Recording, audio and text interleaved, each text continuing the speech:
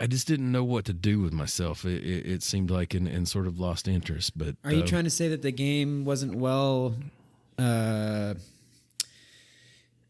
structured and that you didn't know what to do? Like you didn't I created my character, now what? Or what do you mean? Also realize like how just like when we're in ARC today and like we get stumped, like we go to YouTube or whatever, that just did not exist. There was a book that came with this motherfucker.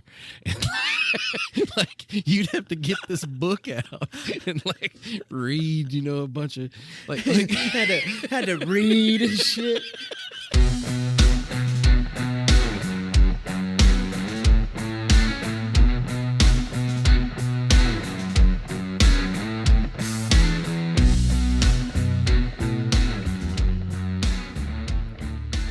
MOBA, Dota, Doom, Boom, Wave, Esport, Lips.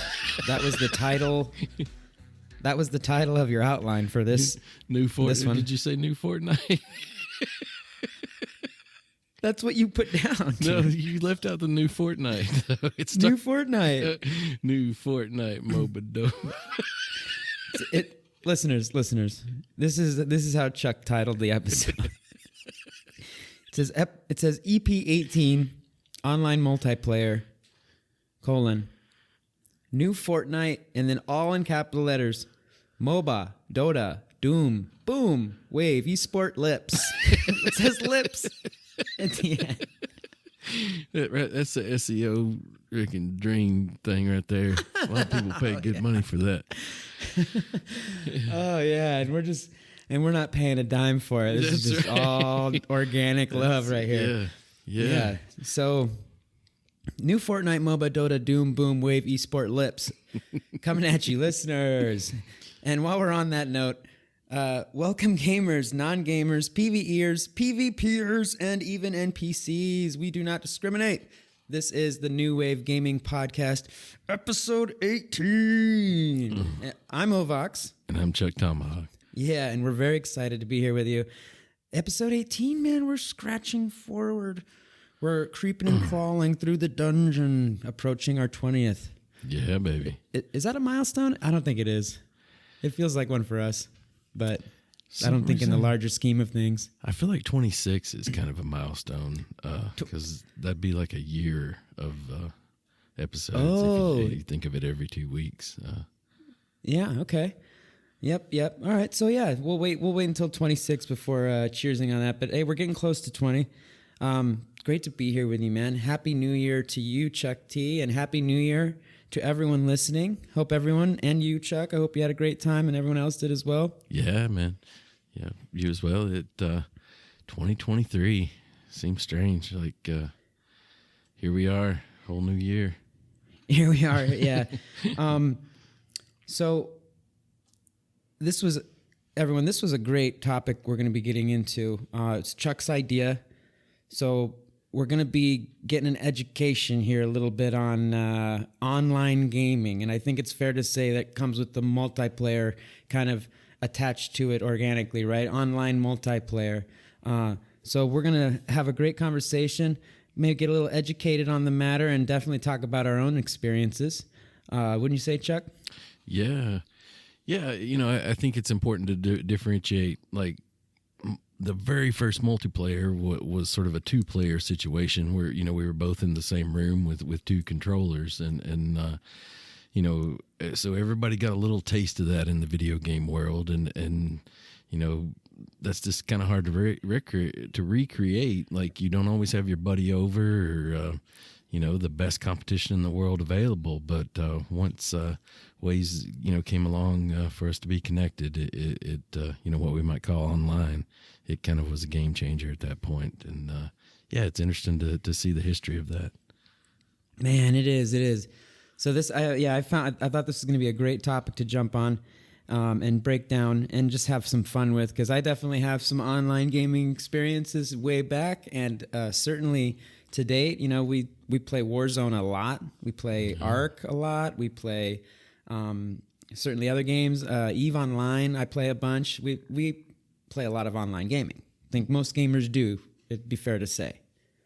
Yeah. Maybe not most, but I mean, there's got to be a huge segment of like the active gaming community that even if, because even like on PlayStation, not to go down a rabbit hole so soon in the episode, but like on PlayStation, you basically got to be online just to play even single player campaign sometimes, like especially if you're, on the PlayStation Plus, scene. Yeah. You've got to be connected there to some extent.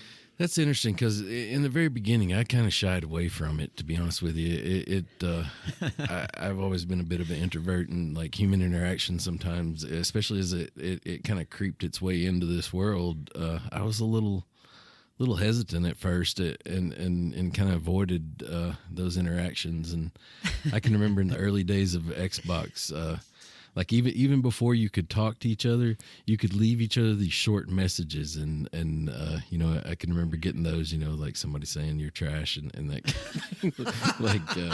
So yeah, it's interesting how that's what you remember from that. Yeah, well, it's interesting how like it went from that trash to like now it's like I hardly ever like am not online, other than a little bit of God of War I played recently, going through the campaign. Like I think I'm always online if I'm playing. So yeah, it's interesting to see that evolution. And it'll be fun to get into that today. Well, giving this a little bit of structure, let's preview kind of what we want to talk about. We're going to jump into a little bit of history of online multiplayer. I'm sure we'll certainly mention the milestone games throughout the development of multiplayer online gaming. I keep saying multiplayer, but it's really online gaming that we're talking about here. Yeah, it's almost... we might use them interchangeably a little bit, even though they're not necessarily the same thing. Is that fair to say, Chuck? We might be using those terms kind of interchangeably. Yeah. It's like we don't mean multiplayer just like four guys sitting on a couch. Like we mean multiplayer, like big scale, large scale multiplayer. Large scale multiplayer, and rather multiplayer of any scale, but where they're being connected via telecommunications. Yeah. Right? That's really even more than the large scale characteristic, which certainly emerges, we'll see here. But even if it's just two people, it's really that online connection via telecommunications aspect. Yeah. But I think, just to backtrack real quick, you mentioned something in the beginning about I think you said the best competition or the best player being a friend or something to that effect. And I just wanted to mention this because I don't want to forget it. Right at the top, it was on a video that we were checking out for this topic. I think it was from the Gamer channel. I think that's the name of it. I might be wrong, but anyways, the host of that video said that the foundational principle was set, or like of online gaming, is that, quote, there is no greater challenger than another human player, and there is no greater fun than playing with a friend. Right? And when he said that, I was like, man, oh man. By golly. So, ain't that the truth, man? Yeah. And I think, not that this counts as an online game. It certainly wasn't. But except I think it is now. It is now. There's the new remastered version of GoldenEye 007. But that was a really great example out of my personal experience, because I wasn't around back in the, I think in that video they used Pong as an example of proof of concept that playing with another person, those little paddles, that little ping pong simulation game back from the, when was Pong originally released? Like in the 50s or 60s or something, dude? Yeah. Like way back then? Something like that. But that was certainly proof of concept way back when. But for me, my own personal experience playing GoldenEye on a little square, TV that's split into 4 chunks, and we're all sitting next to each other playing that game, and we had so much fun. That was just it made it very obvious that you could put all the NPCs you want into a game and make them as real as you want, all the AI in the world you want, but there's nothing better than playing with, someone else. Friend or foe will come to see. It's so true. It's so true. And I think, I wonder exactly why that is. I think the first thought is that the human players are better, but I think it would be very easy for the gamer, or, for the game creator to make the AI unbeatable. And that also isn't fun.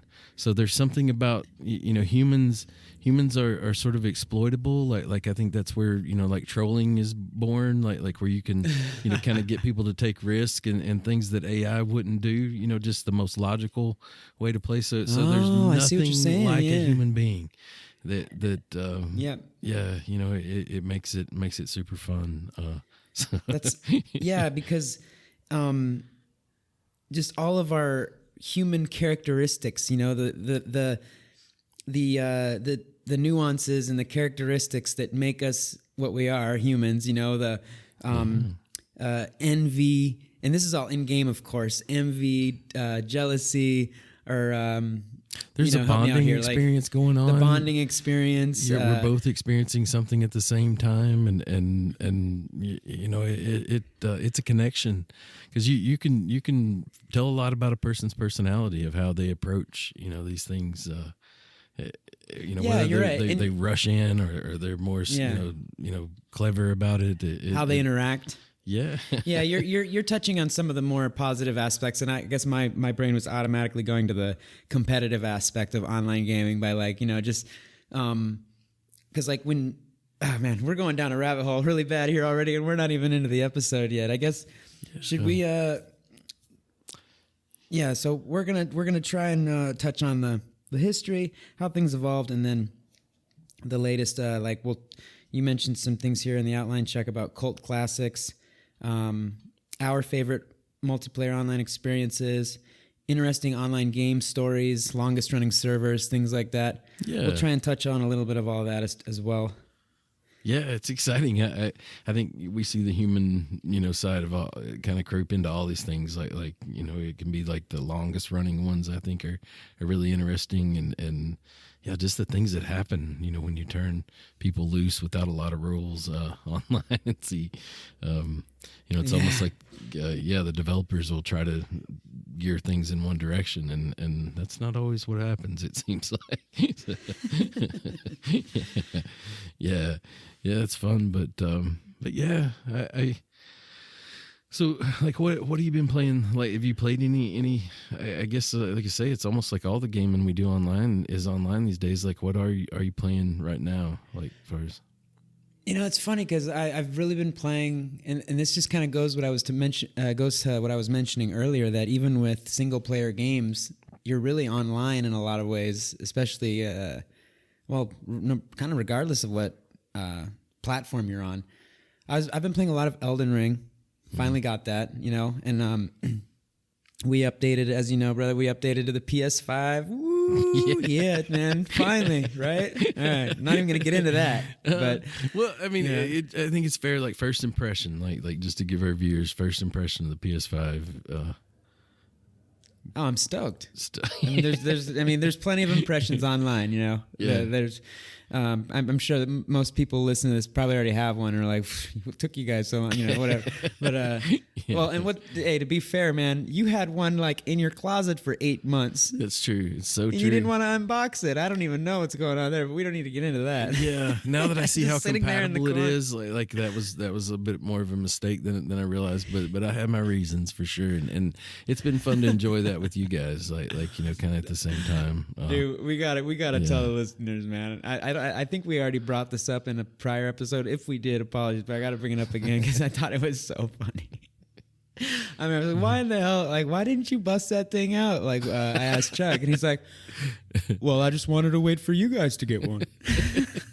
And I remember, what? Well, to be fair, I'm just waiting for you and Pepe Tortilla to get one. Yep. Yeah. Well, yeah. I think on the one hand, Chuck has been suffering for his homies, which I love you for that, man. I was afraid that like the playing the forest and Ark and things like that just wouldn't work like that. Like I didn't realize that, how well they had integrated that into that. I just assumed I would have to buy those games again. And I was in a limited space sort of situation there and knew I was going to get a new place and, just wanted to kind of open it at the new place in some respects and also avoid those, conflicts of compatibility, and that's just kind of what led to that. But hey, and I like tying it back into the topic of today, online gaming. That that compatibility that you're referring to when you say like I just didn't realize how compatible it was, like that it wouldn't even phase you, like you're literally just turning, it's like you're just rebooting and going right back into it. It's because it's all online, man. Very Isn't true. that nuts? Very true. Like listeners, especially young ones, like you got to understand, like if you, I guess if you're past a certain DOB, date of birth, or DOG, date of gaming, or whatever you want to call it, man. Like if you're past a certain threshold, there's a point where it's like, yeah, like where stuff like that, when you reflect on it, like in my case, born in '87, gaming was a lot different back then. And you've seen it evolve, and to think like that now this all just floats on a cloud, it's mind-boggling, right? Like, it's nuts. Well, and also understand that through if you look at my history, it would be a fair prediction to predict that it wouldn't work compatibly somehow, and so, because that's been the history of the past. Like, these things have never worked in my life, right? I mean, staying in the box. They will, it can happen, but it's going to be a hassle, and so, yeah, I think, if you're younger and like the internet's always existed in your lifetime, like that alone, is like a ton of information to find out solutions, Yep. for what's wrong, and also like the conduit for that, compatibility, and that is, I think that's also a great impression of the new PS5. It does seem faster, like far as how long we end up waiting, and server screens and holy crap, it's faster, dude. It's ridiculously faster than PlayStation 4. And that's even on my weak ass 1 megabyte internet down here that I got with Telmex. I keep getting messages like, próximamente habrá fibra óptica en su zona. There will soon be fiber optics in your zone. I got that message like half a year ago, dude. Like, I remember calling him going, hey, so when I get that message, like, what does próximamente mean for you guys? What does soon mean for Telmex? Because it's been half a year, man. I need that. Holy it's hard. Shit. Yeah. I'll throw on a YouTube video and everything crashes. But you just made a point, and listeners, we swear we're gonna get to the opening chapter of the topic of this episode. We're gonna go back in time a little bit, but before that, like what you were just talking about, that preoccupation of compatibility, of like, okay, I got this new thing and it's supposed to put me online to game with people, but gosh, I got to set it up with my huge PC, because this is back in the day. Equipment was different back then. This is something that I used to experience a lot when I was very, very young, and Age of Empires was like popping, man.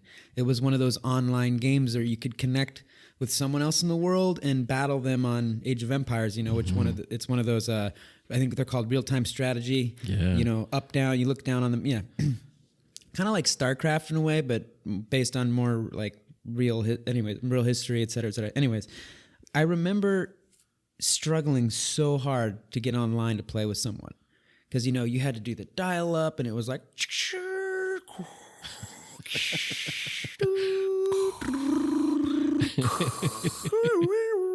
sounded, I think there's a point there where it sounded like a cop car was coming up the driveway, almost like coming out of the computer, like, Jesus, yeah, what's up with all this sound? And dude, like the machine would make that sound. It was like coming for the whale. But anyways, so when you said that part about compatibility, man, I just had a nostalgic flashback of how I used to struggle to actually get online to play against someone, just figuring that out, versus today, how easy it is. In fact, you can go back to PlayStation 2, which was released in 2000, and it was the first, at least for Sony, it was their first platform that had an online integration type of thing. Xbox Live. And Xbox came 1 year later, correct? Yep. And they had their own thing. But so those were kind of like the first consoles to have integrated online going. And that was a huge advantage. Like it was so much different. You turn on the console, plug it in, go online. Oh, Great. Dude. You know, but before that, gosh darn, man, I used to struggle so hard. I hated it. I like, dude, I remember when the dial-up went from 28K to 56K, and it was like the commercials for the 56K was like, you know, you were basically going from like, you know, a 22 rifle to a Gatling gun or something. Got the new 56K modem and like, whoa, and yeah. And just for anyone that is unfamiliar, like you said, anyone that grew up in the internet age, what's the K? What is the 56K versus the prior iterations? Is that kilobytes? You're referring to the speed? Yeah. Which are, what is 1,000 kilobytes makes 1 megabyte, which it takes 1,000 megabytes to make 1 gigabyte, which is what, you know, our. Yeah, more or less. Yeah. If you okay, so you were referring to this 56K. Okay, I understand now. Gotcha. And I can tell you for sure I didn't understand at that time, but I knew I wanted it. You know, it's got to be like at least 20 more than the last. Yeah, that's like 700% more K. That's like, I mean, it might as well be a capital K. No shit. That's about how much we knew about online stuff. It was so new, man. Yeah. Well, I mean, I can tell you it's twice as good as 28K. Like, it seems like that's why they went with 56. That's times 2. That's clean math right there. Not times 1.5. Clean math. Oh, God. Oh, this is too much. I can do that in my head.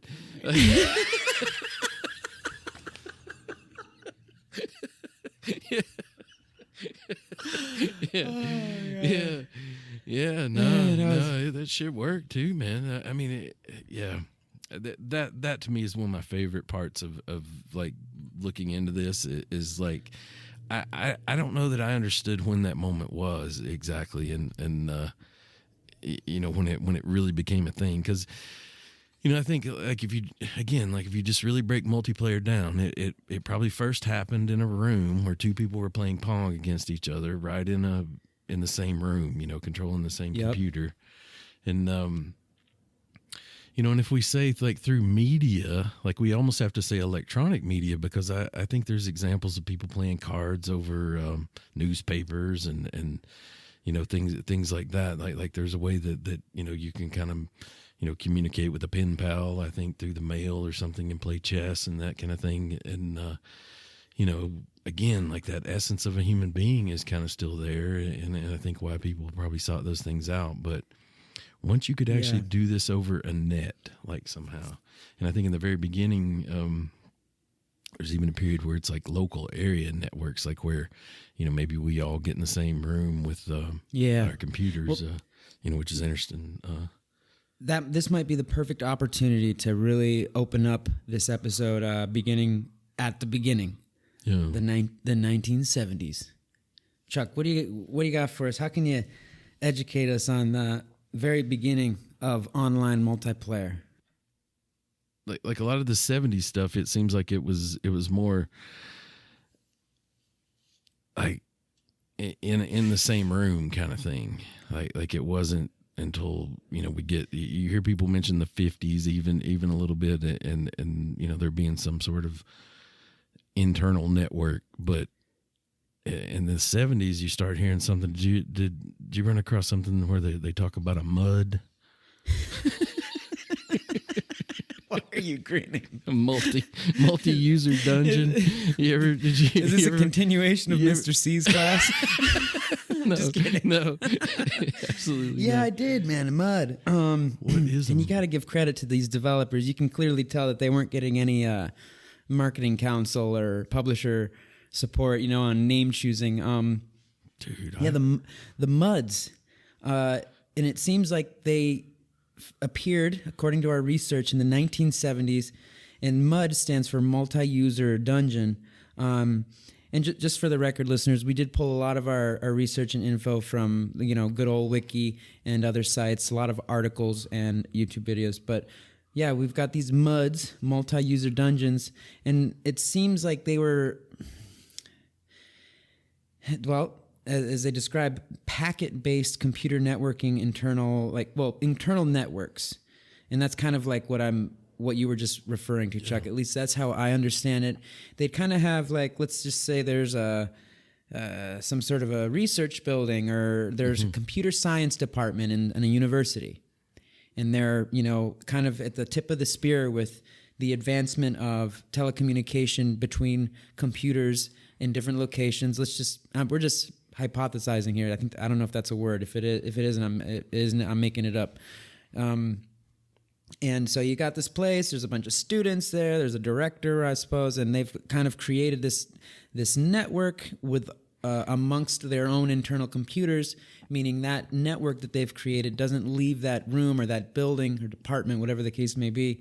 But they've successfully created a connection, and within that network, they're able to create these MUDs, multi-user dungeons, where they can each on their own respective computer, perhaps, even if it's maybe across the building or maybe stuff like that. Anyways, long story short, it was a network created in that fashion, and they could pass these packets of information, which were basically text-based games. Mm-hmm. Right? That's really what it came down to. These were just text-based games, but it allowed multiple people to interact via these MUDs. Sorry, that was very long-winded. No, but that's pretty much it. I think that's an awesome foundation for it. Like, just where how basically we went from being in the same room to being in a room next door, or maybe upstairs, or even down 10 floors or something in a large office building, and how cool that is, and how they probably almost had the initial version of a like sort of in-house email thing going on, but people immediately weaponized it to play games.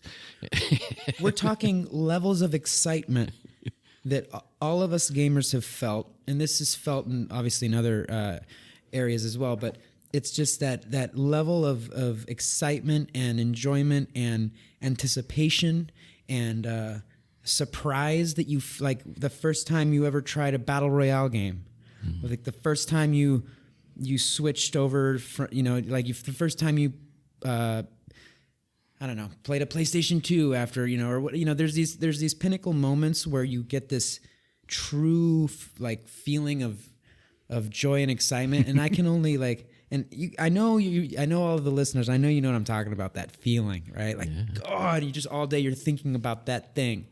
This is exactly these are what these people were feeling back then. Mm-hmm. I mean, or potentially way more than that, way much more excitement, because this was like you said, man, you're going from basically oh, I got this game I can play by myself, or I can have someone right next to me and it's very limited, to reaching these feats of distance where even if, and I'm trying to put my mind back into that time well, and too, shout out for being able to play a game while you're at work, because I know anytime I ever had a chance to do that, the government computers, they were sure to keep a lot of, they took that solitaire right out of the old Windows 95. I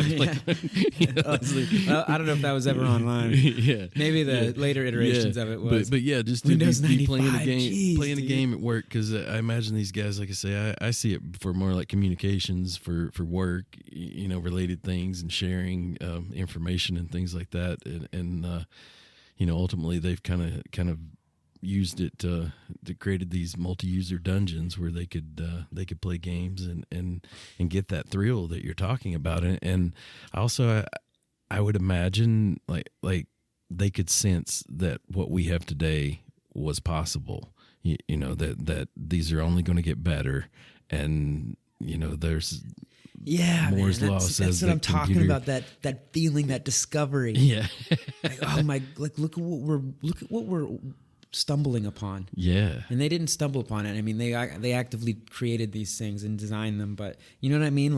Yeah, it's a pretty exclusive group that knows what's to come at this point, and has a little bit of probably influence on where it's going. I think that's an awesome foundation for where this excitement comes from, and what prompts people to want to. Dude, can you just imagine being back in the 70s You're like in Stanford or something, dude. You got bell bottoms on. You're probably baked out of your dome.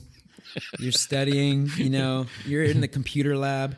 Then all of a sudden your little like huge, super heavy, boxy computer just like gets a little ding. Says, "You have received 1 mud." Would you like to open your mud? Little multi-user dungeon. Yeah. You're like, oh man, let's see what Ovox is up to over there in the political science building, like, or something like. Yeah. Yeah. That's. It appears that is the beginning. That is the foundation. The first brick, if you will, in the online multiplayer history. 1970s, text-based MUDs, multi-user dungeons. Fast forward, 1980s. Mm-hmm. What do we got? ARPANET. Dude, that sounds like, the next iteration of Skynet or like something like that. Or like, the next Terminator movie, whatever, ARPANET. Damn. What stands out for me about this time period is that here you had the first sort of beginnings of something similar to the internet. And, Yep. I think it's important to point out that it comes from the Department of Defense and where, research into something that, might have been for military purposes is kind of bled over into more of the social experience. Hate it or love it. Happens all the time. Yeah. Yeah, I think, it's one of the arguments of why we, it's important to have a space program and things like we get a lot of, technology out of it. You get the Tempur-Pedic bed from the astronaut's bed or, something like that, that improves our standard of living or quality of life. Yep. And I think this, the ARPANET is the Advanced Research Projects Agency Network. Ooh. Yeah. And I feel like we're kind of going into a time period here where maybe you could do it like say more across the state, like you were saying earlier, and also more regionally. It did in ARPANET. Did you mention already the what did you mention about ARPANET? You said it's Advanced Research Projects Agency Network, and then we got this here. It was the first wide area packet switch network. Yep, distributed control and one of the first networks to implement the TCP/IP protocol suite. I think that's really the main element about this stage in the evolution is that TCP/IP protocol. Yeah, it's kind of like as I understand it, it's part of how the internet works today. Yes. Yeah, it's like the first example of that. Okay. Yeah. So why is that important then? Because it really sets the stage for the future. I don't want to say future because they came very quickly in the following years, but that set the stage for our next evolutions of online gaming, which would come in the form of the local area network, protocols, and onto internet using, yes, the TCP/IP protocol. True. In the 1990s. Yeah, and made it commercially viable. Like obviously there's a market for this, and we can make some money, doing this. Folks are thirsting for this experience. Yep. So I know we were going to have a spoiler in the beginning, man. I know you wanted to talk about the next stage here because I think you actually had more hands-on experience with it in the 90s. The "We Are Doomed" spoiler you had written on the top of the outline. Yeah. What do you mean we're doomed, Chuck? What do you mean by that? I think when you look at what id Software was doing, I think it started with Wolfenstein and then Doom. I can't remember exactly which episode, but we kind of talked about this in a prior episode of where they used sort of an online distribution for this game. They offered like a little bit of it free, and then you had to pay. I forget the exact specifics of that, but like they were kind of leading the way in that respect, and they were making this first person shooter world, but at the exact same time as I was kind of looking into the history of it, there was a moment I think where they were going to kind of do something different and put like a lot more time into the story, but right at the end they decided to include a death match sort of version of it that could be played over more of like a local area network type situation, and that laid the groundwork for, like, not only, like I say, the first person shooter, which is incredibly popular today, but an actual death match multiplayer where you could play against 4 people. Dang it. Oh. That was the moment, like we were kind of, hyping up earlier of how you had an actual human being, instead of just some floaty bouncing around, spawn of hell, and you fighting as a space marine. Like, you were like, fighting the real deal, an actual human, that wanted to win just as bad as you did. And that, I think, that set off, right? What was the name of their of the platform that they created and did that on? Because I remember that what was his name? John Carmack? No, was it John Romero? And what's the other guy's name? Carmack? The guys from id Software. The names, but I can't remember specifically. Chuck, you're killing me, Smalls. Come on, man. You're the brains behind this operation. That's wrong. Carmack. Hold on, I got to bring it up. I'm going to activate a cheat code. Carmack and Romero, I think. John Carmack and John Romero. Oh, they're both Johns. They're both Johns. They're both Johns. The one and only. Man, that's funny. Man, I'm trying to find a wiki article that I was reading yesterday where they really broke this down well. Man. The way I took it, as far as the multiplayer part of it, is like, say they had this deathmatch part where you could play, sort of in a LAN type situation, and then around 1994 you started to see, like, third-party companies sort of take advantage of dial-up, and there was a company called Dwango that stood for Dial-Up Wide Area Network Game Operation, and it was basically like a third-party service that you could subscribe to that allowed you to play 4-person Doom like that over the internet. Yeah, man, it got popular. Doom popularized the concept of a death match. They popularized the concept of a death match. My only question is am I wrong in that it was id Software themselves? It was John Romero that designed Dwango. That was my understanding, is that it wasn't like another company. It was his creation, so that they could provide this to other people out there in such an accessible form. Let me pull it up. Yeah, I don't have like the exact specific of that, but the way I remembered it was more like at least just like an offshoot type thing. Looks like you got a point there, Chuck T. I might have to shut my mouth hole lips before. Let me see here. Correct. I'm gonna forgive me for if I'm wrong here. It says Dwango. The dial-up wide area network game operation, better known by its acronym Dwango, was an early online gaming service based in the United States. Launched in 1994, it was originally known for its compatibility with Doom, for which it functioned as a matchmaking service for online multiplayer.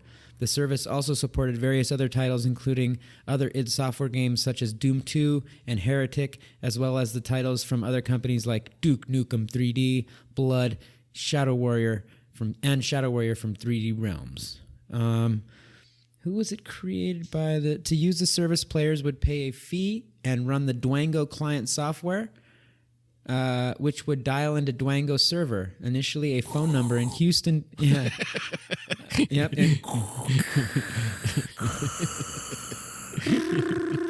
Yeah, you know it. Initially, a phone number in Houston, Texas had to be dialed, but soon a number of servers in other cities were also set up. However, Dwango's dial-up Dwango's dial-in approach was soon overshadowed by online multiplayer through the increasingly popular internet, and the service ceased operation in October 1998. So that right there, think about that. Dwango was connecting people for online play before the internet was widely reached by the community.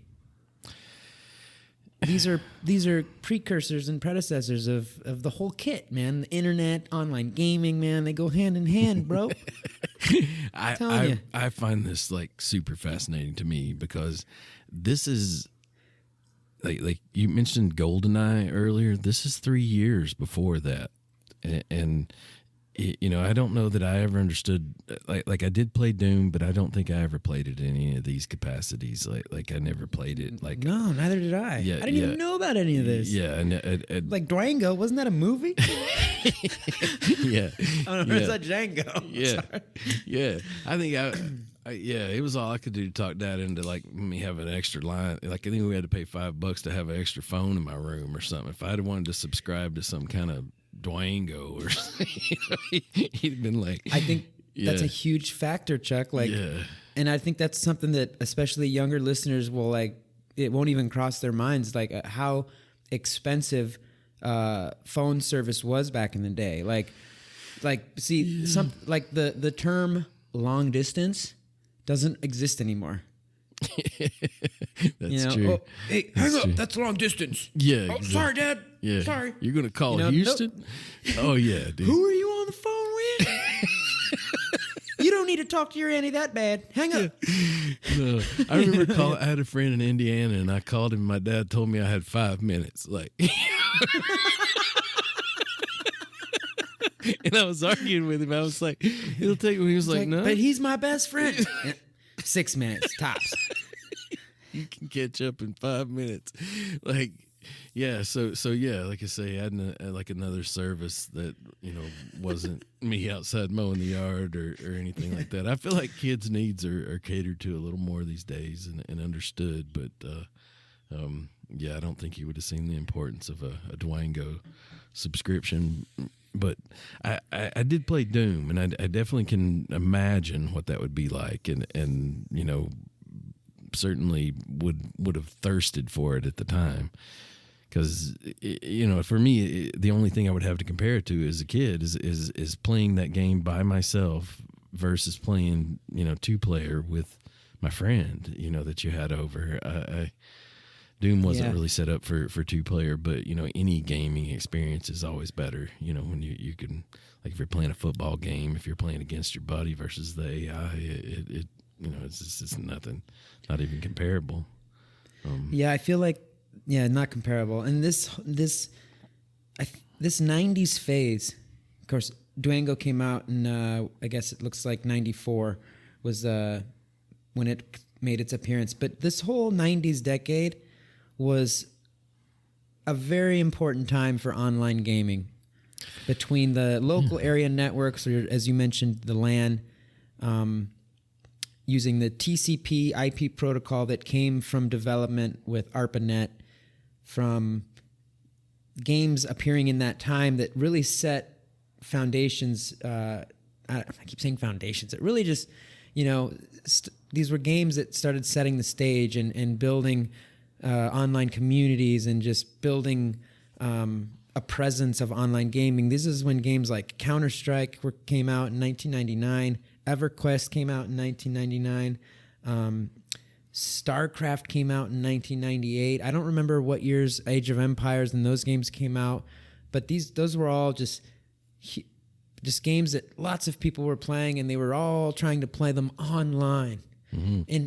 And see, I don't even think I'm not sure. I'm just speculating here, but I'm not even sure that they understood or realized that they were trying to play online. It was just this new thing, this new mode where apparently I can connect with someone else. And, I got to just hit that dial up. Hopefully it'll connect, Sorry, I bumped the mic there.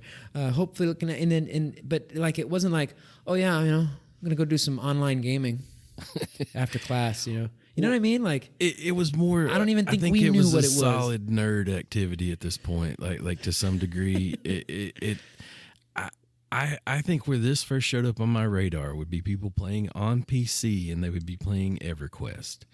And I remember, just sort of listening to this detailed sort of description of the character they had, and it was almost like they had this side pet, kind of situation with them. And I knew this guy.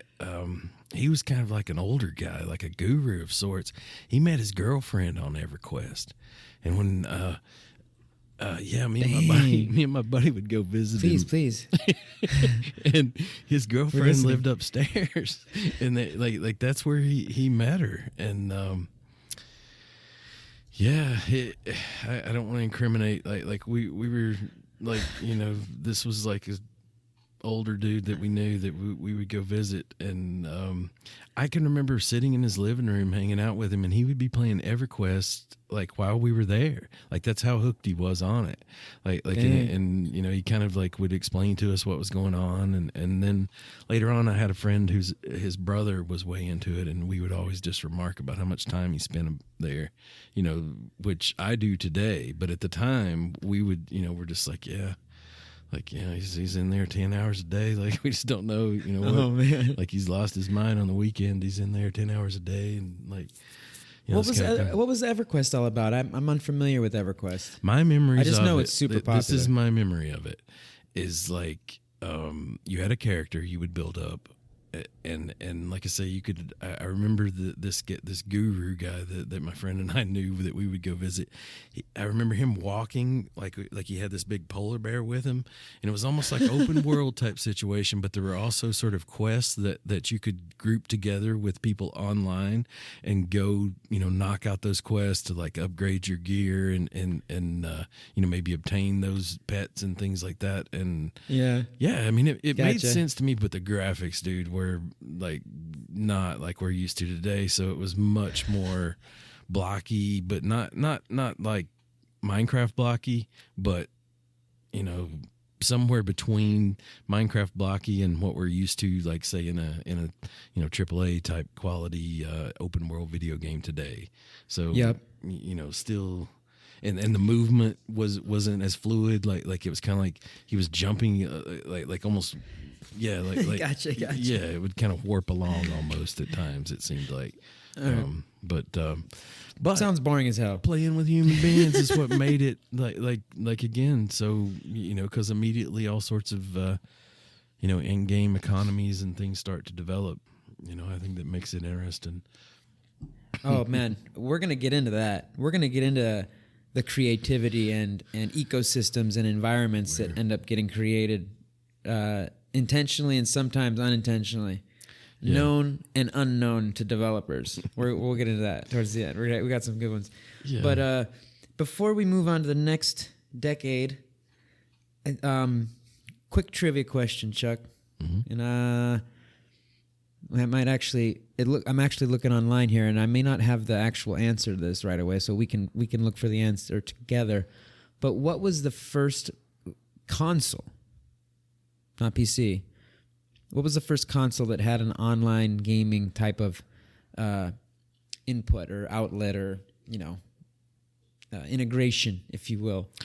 I want to say, to your knowledge, it was like 1987. The Famicom had something called the Internet Blaster. Hey, hell yeah! No, I think you're right. I think you're 100% right. I think you hit the nail on the head there. Let me. I'm online here. I'm using another online cheat code.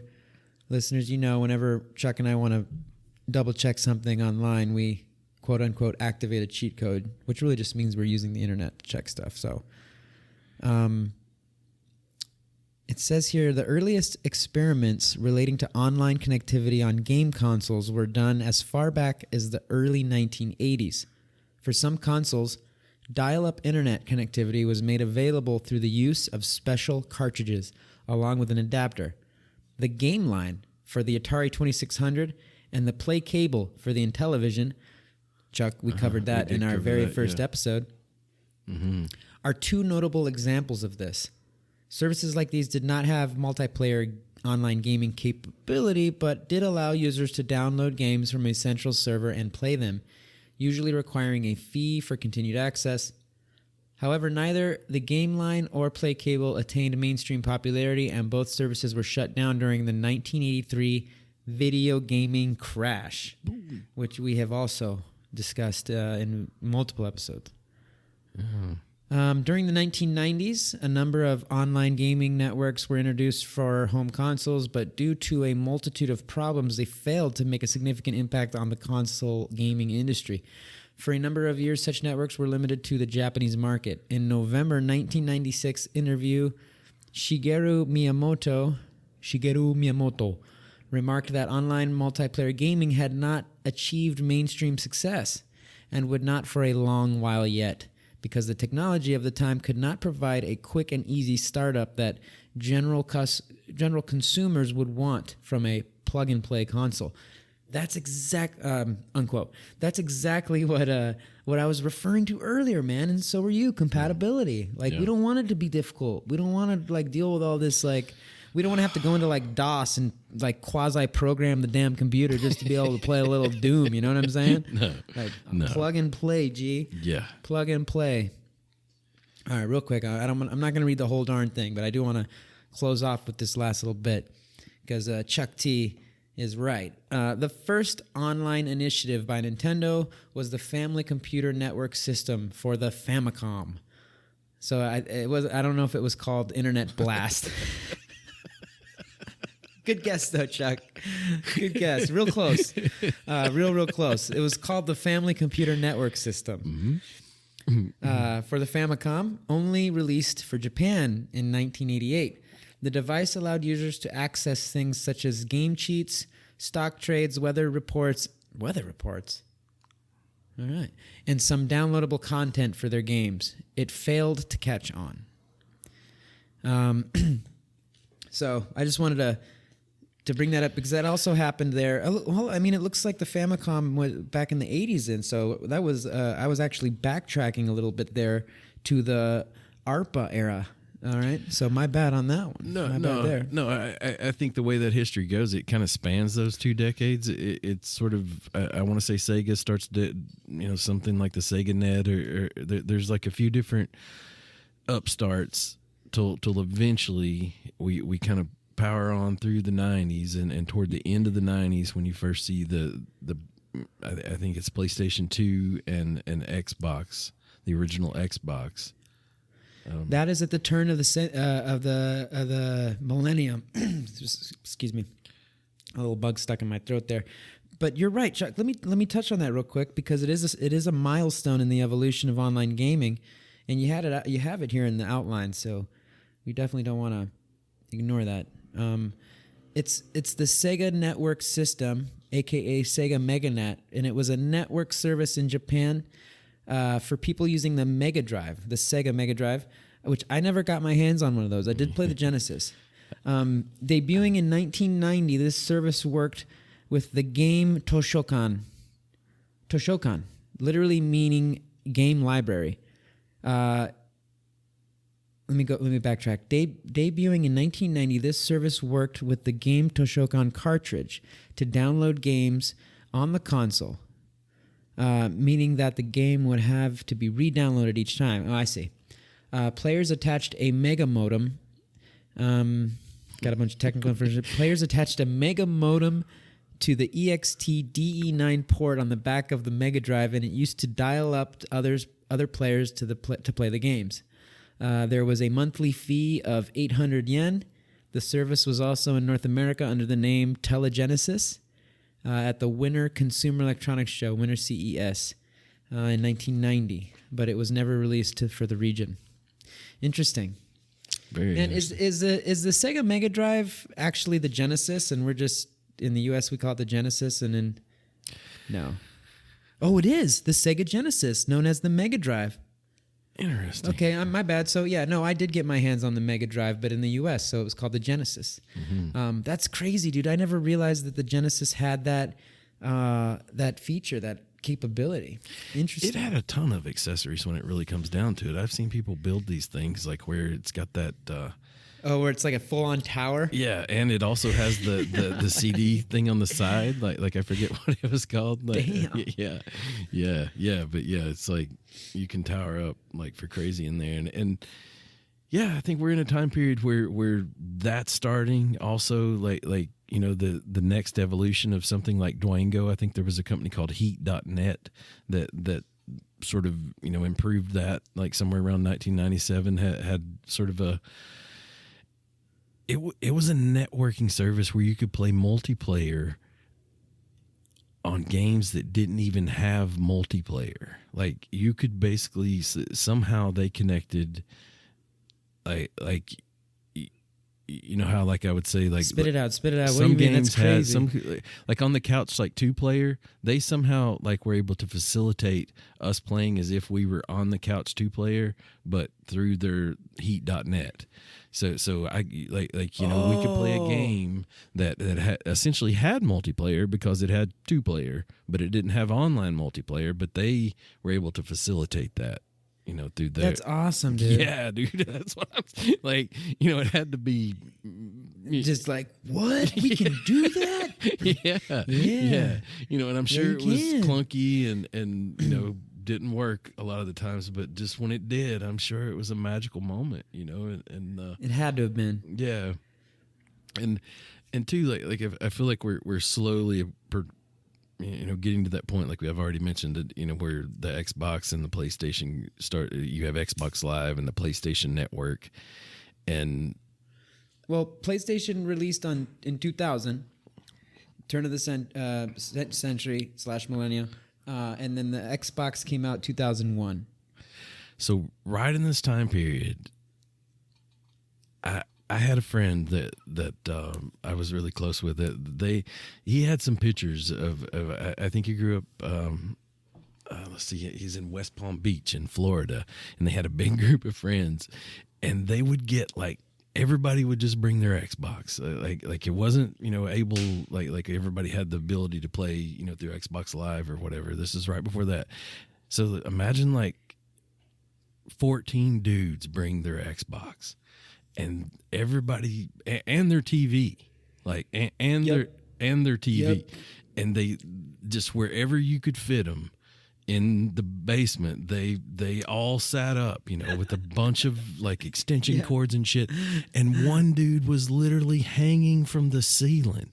Like they made a thing like where he was basically in this cradle above. Oh my gosh, dude. Whatever it takes, man. Whatever it takes. And he, let me guess, Halo, exactly. like and he described it as like, just I knew it. the greatest times of their lives. And I can't. His gamer tag was they call me Curly, and I can't. I just totally appreciate that, and I think like, it was when you saw like what was possible, and it wasn't 2 or 3 years later that we could play Halo, Xbox Live, style, and I mean it's all of it is on. It's all on handheld now too. We can play these things wherever we want. yeah. Even if we're not at home, we can connect and play it in high fidelity, high connectivity.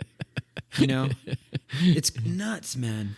Yeah. Like I could literally like be sitting at the property tax office waiting in line, while you're at home or somewhere else in the world, and we could connect via, the PlayStation mobile. What is the PlayStation one called? PlayStation Portable. I might be wrong there. That's weird. I'm a horrible PlayStation fan. PlayStation's my favorite. I know. I think doesn't Microsoft also have a portable device? I know there's the Steam Deck. Sega had the Game Gear. Well, that was a long time ago. I had the Game Gear. But they had like. But what I'm saying is, what I'm just getting at is just to the effect of how things have evolved and advanced is, when we were kids, who would have thought? Like, I mean, in retrospect, it's easy for us to say, oh yeah, and we knew this stuff was gonna evolve. But like, if I really be honest with myself and I go back, I didn't know how gaming was. For me, gaming was something that I loved and I knew that all adults hated. So I honestly had no idea how crazy it was going to get. And I would have had no idea. I honestly, truthfully, I had no idea that it would have evolved to the point where we could be playing online on portable devices, whether it's console games, PC games, or mobile games proper, anywhere in the world. We can connect and play. I would have always expected Nuts. it to be clunky as fuck and just not work. Like there's still times today when we're sitting on like when we've been playing with Pepe Tortilla and you and I myself and I think I've even said it. Like, it amazes me that this works as well as it does. Like, 'cause, It's crazy, dude. I mean, it still has its hiccups. Like every now and then we get dropped here and there, but like. The common that's more the exception to the rule. Like, it seems like it works pretty damn well. It's the exception to the rule, and it's usually, in my case, because I have crappy internet. It's not actually because of the service. Mm-hmm. It's because I have an internet hiccup, and I'll like get timed out or whatever. I mean, obviously, there's games where everyone suffers universally. Like any players of Ark, Survival Evolved will know exactly what Chuck and I mean when we say, oh, well, sometimes you just get arced. Mm-hmm. That basically just means, and we're used to that. But with games such as like Warzone and EVE Online, Rust, GTA Online, like those games work so smoothly and they're so reliable and compatible. That the only thing that'll give me any grief is if my internet just wigs out.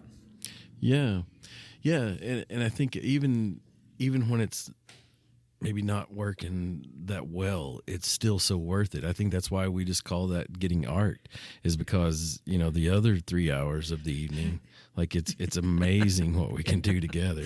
Unless we get arced in the worst place ever, dude. Yeah. Let me go on a little mini rant. Like Chuck and I will be out, we'll be on our dragons or something. Or no, it's even worse because dragons ain't that bad. But let's just say we're on some sort of a flying creature, let's say pterodons. We're flying across the map, and we need to, we want to go the short route, so we're gonna fly over the volcano or the scar or something like that, which is just basically a very dangerous area. And then blue screen, game kicks you. Character, just everything you have on you and your character just fall to their death. Yeah. And then you're like, gosh darn it, Rob, son of a and then you're like, all right, Chuck, save my body if you can. I'm signing back in. I'll be back on as fast as possible. And and it starts loading. You just see the loading. It's like elevator music comes on in your mind. No. It's loading in. You don't know what's happening. Finally load back into the server. You've died. Oh. You were killed by a wyvern. Honestly, I have to say I've gotten really lucky lately. Like I feel like my worst example of that is when we were recently moving bases, and I basically had half of everything we owned, and it happened, and I fell into this area where that's right. If you don't have what's called a light pet on you, like monsters just literally spawn from the ground, and like if enough of them come out, they turn into a much larger, more nemesing monster. Like, so all that's probably happening while you're waiting. Yeah, you're just trying to load back in. Everything we own, all that metal that I mined and that was a hard one, man. Because that was a hard one because I was on the other side of the map. There's nothing that. No way I could have helped you even there. That one worked out. So like I said, I've been really lucky with that lately. But yeah, you do get those hiccups in compatibility and connectivity and all that fun stuff. But ultimately, it works, and it works. I feel like right here in this part in the history was my first experience with multiplayer. Like I kind of want to save that for our next section, but I just want to put a bookmark there that at the turn of the millennium, somewhere right in here would have been the first time that I probably had a hint of how fun it could be. Probably maybe playing some person gauntlet at the arcade or something. Like I knew how fun it could be to play with other people, but like I think Halo probably on the Xbox would have been the first. Yeah. depth into that world. So what happens in the 2000s? How does the online multiplayer gaming world start to change, and why? I think you got to mention that this technology is getting cheaper, and it's getting more widespread. Your average household can afford internet service at this point. Internet has definitely expanded dramatically. I think the percentage went up a lot of the common household that had a computer versus the common household that had a computer with internet access. Those numbers were starting to, I don't know, like the ladder was starting to go up a lot with internet access. Mm-hmm. Yeah. So yes, you're 100% right. Yeah, and we can see, that it's coming, and we know how fun it is to play multiplayer, and I think you probably, where like you might have mentioned a minute ago, back at the very beginning, we didn't know exactly where this was going to go. You can see that it's getting better and better, and it's probably that's going to continue, and it's probably going to start influencing the way games are developed. Like, instead of the multiplayer just being last minute inclusion in the story in Doom, like now it's a huge part of the game. You're right. I look on the back immediately and see whether or not it says that this game has it, like on the back of the cartridge. You're right, and I never thought about that angle. Yeah, like you'll start to see like the packaging starts to change. Perhaps you're looking for those. How many little controller symbols are on the box? Yeah. How many players does it support locally? How many players does it support online? We were starting to look for those things. Yeah. You're 100% right. I never thought about that angle. And games were starting to come out, as you mentioned, that were designed and built from the ground up as online games, as in they were not intended to be played in any other way. Instead of them just being little like DLCs or little download packages or an extra cartridge or a little limited service where you could access some extra content. Now we started having like at a larger scale games being developed to be played online. Exactly. Yeah. Knowing that, like, we're our target community, our target market is online gamers. This new share, we'll call it, because it is dollars and cents for the developers. Like, they do need to make money. There's this new emergent market share that nobody's tapping into yet, and the technology's cheaper now. The overall know-how of gaming, just the overall know-how in general of the gaming industry is far more advanced at this point in the 2000s. There's a lot more action on the console side. Consoles are starting to gain more steam, as we know, as we've done these episodes. We've learned that there was a threshold where the consoles kind of started to catch up with the arcades in terms of graphics and compatibility. So just things were changing, and by the 2000s, the online factor, the online element was becoming a factor. Is really what I'm trying to say. You know what I mean? Like, it was like you didn't want to ignore that anymore, or not ignore it, but it's something worth considering. Absolutely. Like, is our game going to be online? Yeah. Yeah. It's an interesting sort of progression that all that goes through, to get to this point. And I think for me, this is that time period that I'm talking about where I knew it sort of existed, but was hesitant to do it. I think especially like as sports games go, I think the first person shooter definitely sort of lends to that. But I can remember about this time, probably being the first time that maybe you could play Madden against, someone online, and kind of I was kind of shy about that. I think like the communication that went into that, and Oh, Chuck. yeah. I Sorry for that. Shy. Oh, that's funny, dude. Yeah. I never experienced that, a shy element. Because I think, I mean, you're right. Yeah, me too. Certainly. I mean, I did get to do some Age of Empires online action. Kinda. It was mostly failures in trying to connect. But every now and then I'd make it through and I'd get to play against someone, usually getting my ass whooped. But I think also, maybe we failed to mention this or didn't specifically point it out, that I'm sure a lot of online gaming began in the form of just texting. Like, right? Mm. Because we certainly didn't have audio connection and voice chat until later in the evolution of online gaming. So a lot of there'd be a game dynamic, of course, a cooperative working together or a versus scenario.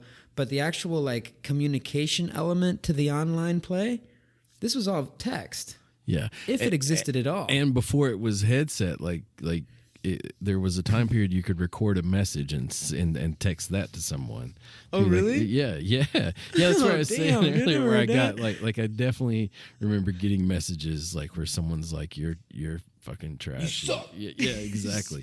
And you're just like, you took the time, because especially for me, I was much like I am now. You know how at times you've got to kind of help me figure out how to do certain things in the menus and stuff like that. It would have took me an hour to record a message and send it to that kid, but he's literally done it in the few seconds that we're waiting at the end game lobby. It pops up a new message and oh man, he wants to be friends. He's messaging me. He probably wants to be my friend. Oh. Delete. Yeah. Block. Yeah, exactly. Oh, sorry, Chuck. Yeah. No, we'd come to get used to that. That just, as we would come to learn, that's just called trolling or trash talk or we're really used to that now. Well, anyone that's played Warzone as you're kind of going through sort of this evolution, like you were saying, it's kind of I think you went from nerds doing this or just the people at the computer science department to where somewhere around here in the 2000s, in the early 2000s is when it sort of goes mainstream, where there might have been some sort of way that people were making this happen and communicating with each other to some degree. But wait, what do you mean? I've heard when say around 2004 when World of Warcraft comes out, and you whereas say EverQuest was sort of a early version of that, but it was still more just some crazy guru computer guy that I told you about, and my one buddy's friend that was super smart, that did it to where everyone's doing it, it's not necessarily everyone, but more mainstream. Gotcha. Yeah. When it kind of reaches the masses and it's not just what's the word I'm looking for? Like a counterculture kind of thing. Exactly. Is that what you're saying? Exactly, a select few, there's a small community of enthusiasts that are, following the tech and kind of, always there trying out the latest. Yeah. And then all of a sudden 2000s come along. And it's a different story. I see what you're saying. It's still its own niche, but it's much more inclusive at this point, and its population is larger, which makes the money larger, which makes the R&D money available larger, which is just going to lead to the next steps in the evolution. I think holding down, at least in the beginning, the title of most popular genre, it seems like it's the MMOs, right? Mm-hmm. The massive, what is that? Massive multiplayer, massive online. What does that stand for, Chuck? Massive multiplayer online. I think one of the first. I remember when I was in college at the University of Montana, going into the computer lab, and there was a big sign that said, "No MMOs." that you were I not. thought you're gonna say that said mud. I don't remember. Dungeon. It was like MMOs are not allowed. Like you could not be clogging up the University of Montana's computer lab system playing those games. And I remember thinking to myself, like, I should probably check out those games. There's some reason. Yeah. Do you remember what MMO was popular at that time? Are you able to recollect that by chance? What year was that? It would have been around 2000, 2001 time frame. So it wouldn't have been World of Warcraft, but it would have been its predecessors. I'm assuming like it must have been like maybe StarCraft. Could have been EverQuest, those kind of things. I never followed through. At that time I was playing like a Star Wars, like Rogue Squadron kind of game on my computer at home. So Star Wars Galaxies was popular. I remember Star Wars Old Republic. Yeah, they were trying to do it online with that. Mine was more like just a plain old video game that I didn't even play with other people. But I remember looking at that, and just a regular old video game that I didn't play with other people. Yeah, just because I love Star Wars. I don't know why that's flying my X-wing, and just happy as hell, like all by myself. Yeah, there she is. Let me fuel her up. Yeah. So take a look at her. But I do think, I remember trying World of Warcraft at one point and just really not getting it. Like somehow, like I remember like being so used to video games sort of being on a rail that when I first saw like an open world type situation like that wasn't, clearly defined. I just remember thinking, did your brain hurt? You're like, what? Well, this is also like, 20-something-year-old me, like that, was into action sports and things like that. Like it just didn't seem like a lot of excitement. Yeah, it wasn't that phase of your life to get involved in. There was like, still. Now this isn't what I remember. I'm not fully engaged in video games at this time in my life. Yeah, c'est la vie. Yeah, I understand what you're saying. Riding a mountain bike or something. To get some kind of thrill at that moment. Like I, not that I didn't play some video games, but I just remember seeing that and just being like, but like now, like I completely see it. And you're probably out there trying to find Mrs. Tomahawk back in the day. Yeah. Getting after it. Yeah. Still had hope,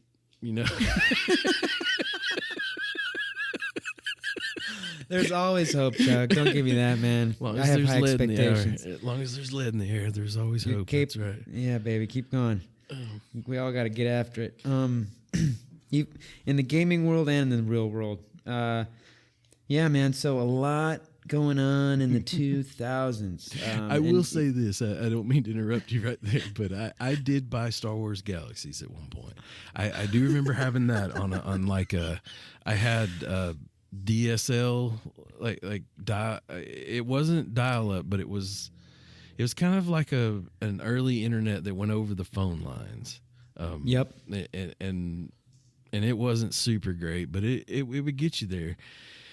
And I can tell you like how much I loved Star Wars is that I remember getting to the part like where I had to name my character, and like it literally took like 2 hours. Like I sat there forever, just like, just thinking of all the Star Wars characters I'd ever known.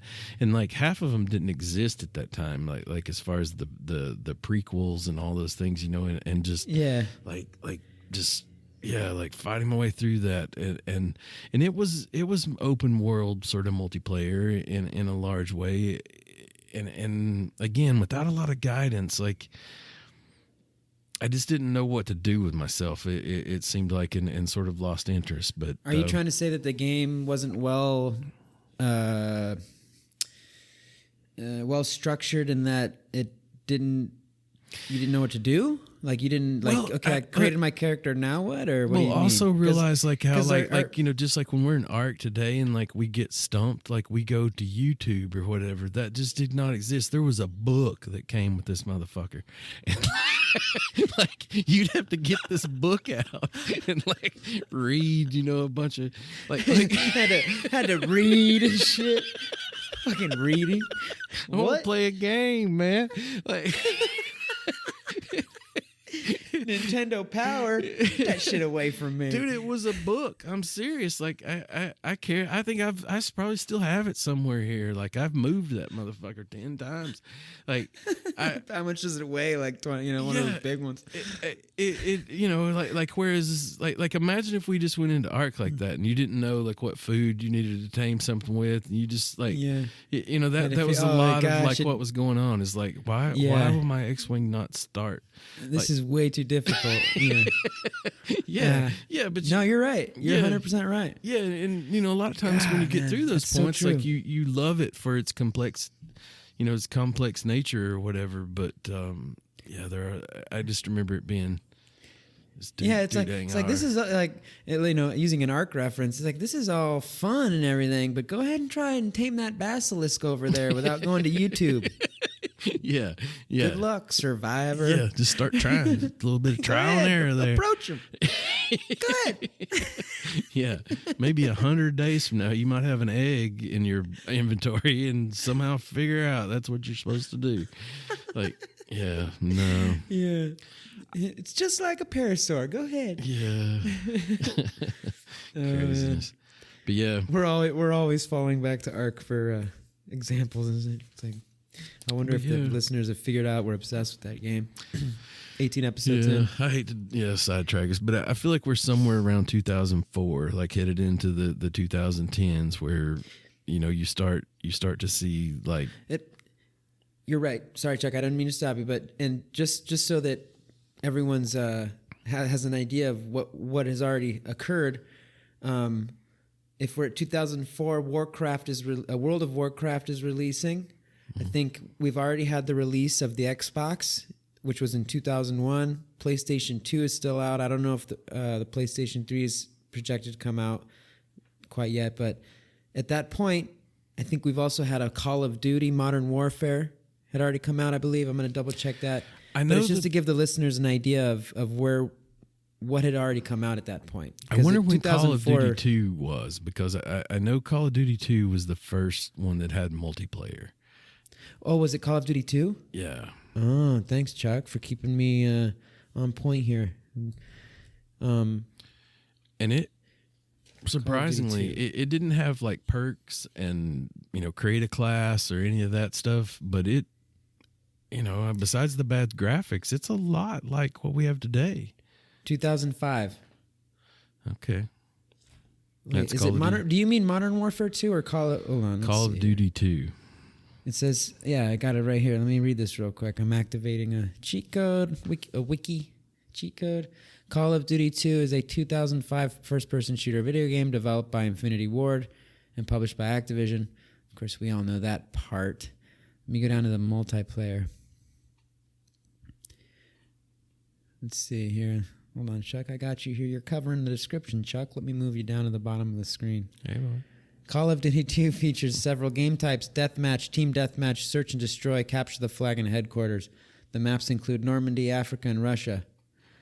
Each PC multiplayer server can hold a maximum of 64 players, while the limit is 8 players on Xbox. In the Xbox 360 version, players can play on Xbox Live and get new map packs. There are 13 official maps, including 3 remakes from the original Call of Duty. Was it never on PlayStation? I can't remember. All right.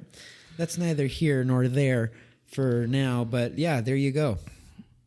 Call of Duty, and I guess Modern Warfare would have been more like probably after. Yeah, 2008, 9, somewhere in there.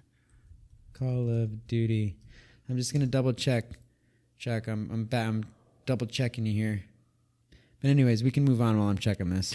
Yeah, there was definitely. It seemed like first person shooters, as far as mil sims, like really concentrated on World War II in the beginning, and ¿Qué más? I think World of Warcraft is a highlight there that also, like I say, sort of brought that massive multiplayer to the mainstream more, and you have some offshoots of it, like where honestly, until we started like kind of looking into esports and like, I think we ran across a story of or two that we kind of highlighted, and maybe in some of our DLC episodes, where you have this Defense of Ancients, which is a Oh yeah, Dota, right? yeah Defense of the Ancients. This is a big one. It's a multiplayer online battle arena, or a MOBA. And as I understand, it was just in the beginning, it was just sort of like almost like a user created thing in World of Warcraft, where almost like if we were on Ark on a server and we just decided, okay, we're going to build this big arena where we come and fight each other, dino to dino or something. And, they just sort of developed this little play area, and it became so popular, it kind of became its own thing, and has become like a huge part of esports is like one of the reasons I think it keeps showing up like that. Is that one of those games where like each player gets one move and they like attack and then return, and then the next person goes and attacks and return? Like, no, is it kind of like no? It's more like imagine like a place between Age of Empires and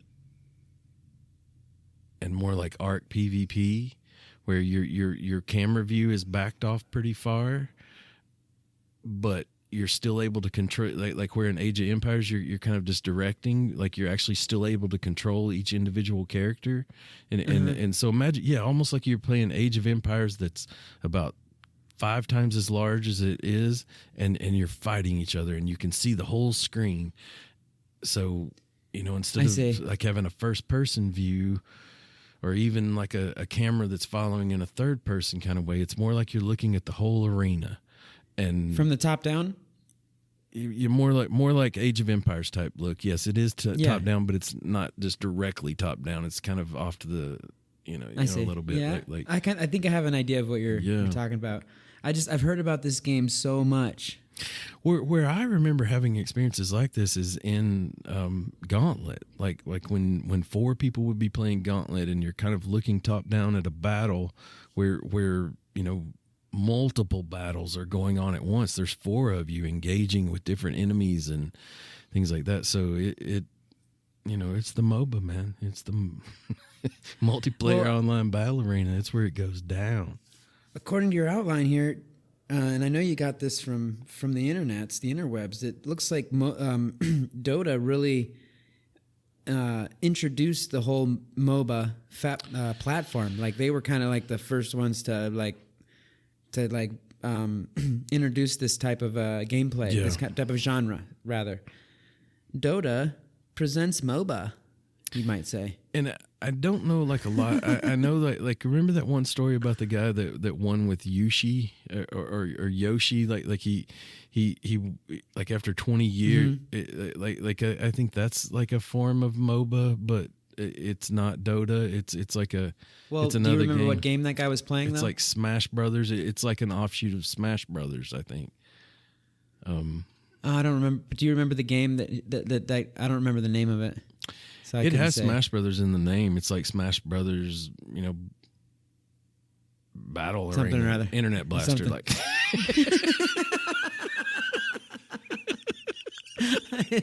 We're gonna use that when in doubt. Internet Blaster. The old Famicom. It's only released in Japan. You probably hadn't heard of it.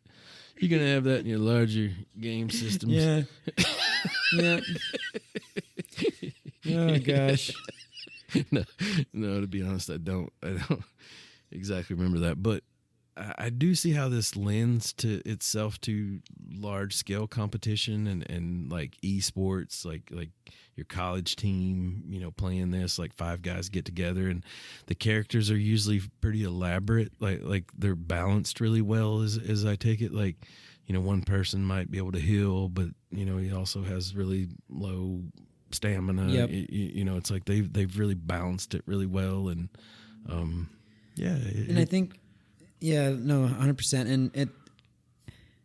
And behind the scenes, what's making all of this possible, and we'd be remiss not to mention it, is that when the 2000s are rolling or advancing, there's a lot going on in the world back then. I was a teenager in those times. You may have been older. You may have been a little kid, a child, or perhaps, a toddler just born. Who knows? I mean, It's crazy to look back at the 2000s and go, wow, that was 23 years ago. You know, for me, sometimes it still seems like it was just a couple of years ago. But, you know, behind the scenes, while these games were this genre of online multiplayer was, and these MMOs and first-person shooters, they were all starting to gain a lot of traction. But behind the scenes, there was a lot going on in the world back then, and technology was advancing extremely fast. So, like, the whole infrastructure of just internet access, forms of internet access via, you know, whether it's copper cable, fiber optics, satellite, just everything was just becoming much more compatible and reliable.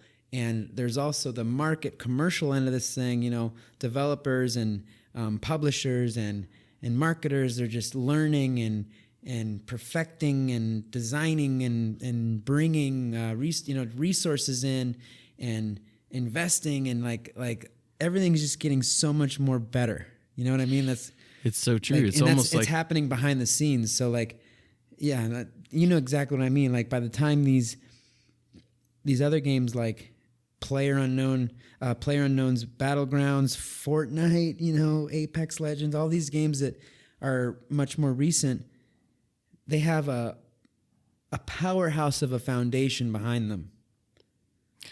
And you know what I mean? It's just, well, there's that saying, you've got to crawl before you walk, and it's like they're starting to walk at this point. Like I think, you know, the crawling along, like I kind of mentioned, watching someone play EverQuest, and it was kind of like his character was almost teleporting every few seconds, to where, you know, what made this MOBA situation possible is that much shit could be rendered on the screen at any one time and be moving, and it work, you know, and the inputs like be instant.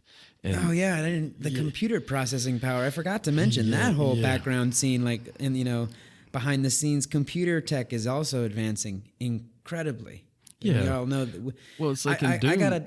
I'm gonna disagree with you a little bit. I feel like using your crawl and walk metaphor, I feel like they were crawling and then went right to running.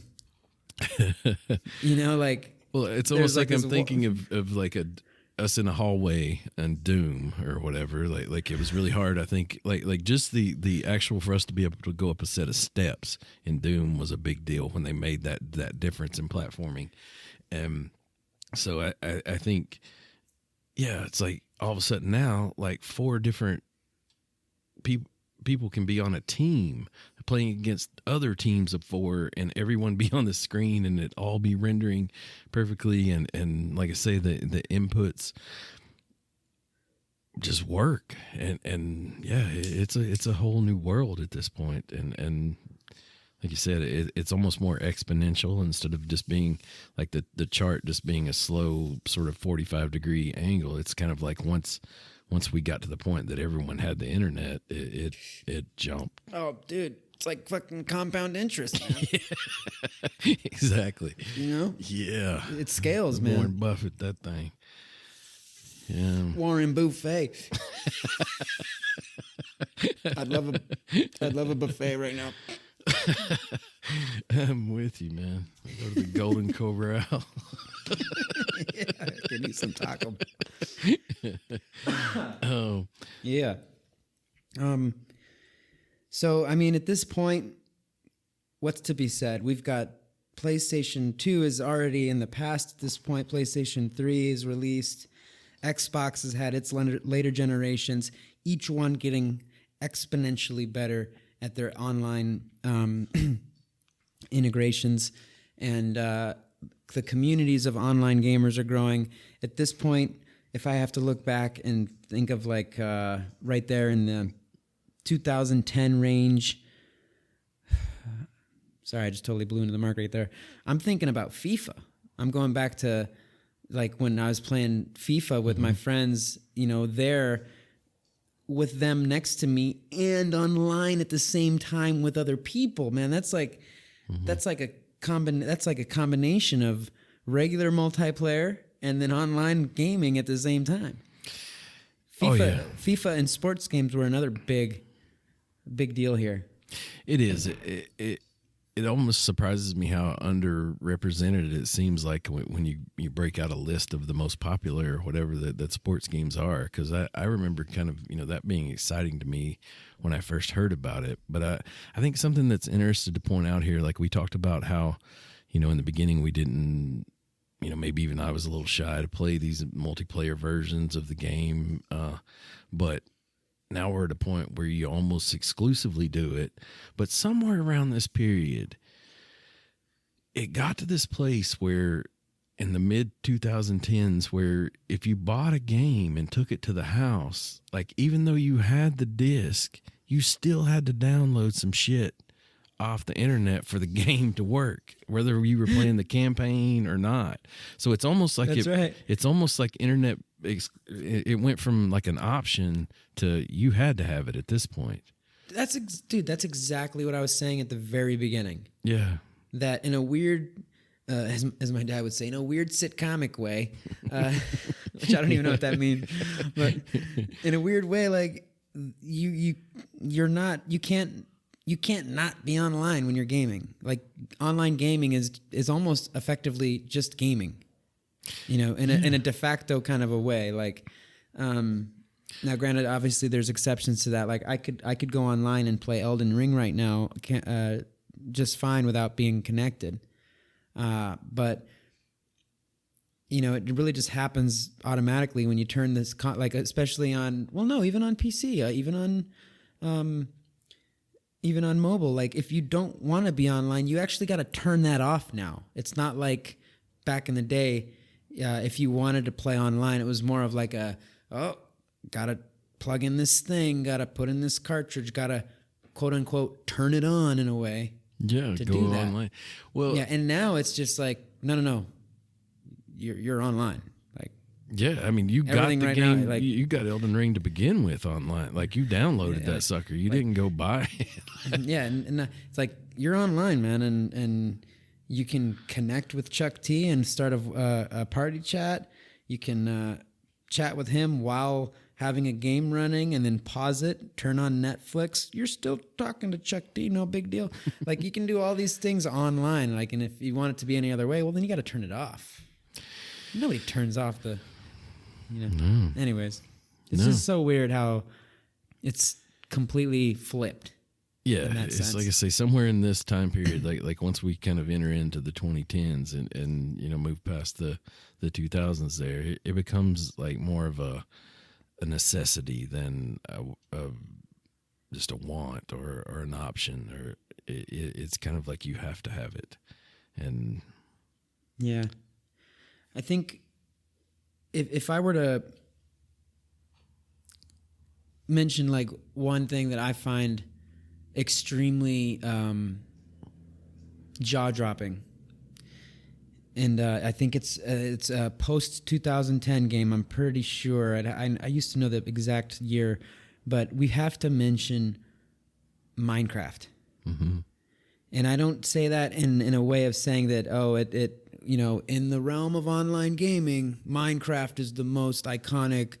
I'm not saying that, but I want to get like a special spotlight to Minecraft in terms of online play and online community, because I don't remember the names of the cities and I don't remember the names of the projects. But what I'm getting at here is that the online community there is so insane that these people these gamers on Minecraft, dude, have gone to the feats of creating cities. They've literally built cities within Minecraft. If you're not familiar with Minecraft, I'm sure you are. It's just, it's an online open world game where you can craft and build and, you're in a community and so on and so forth, right? It's a huge game. Tons of players. I think there's like 600 million players as of 2021 or something like that. We can double check that.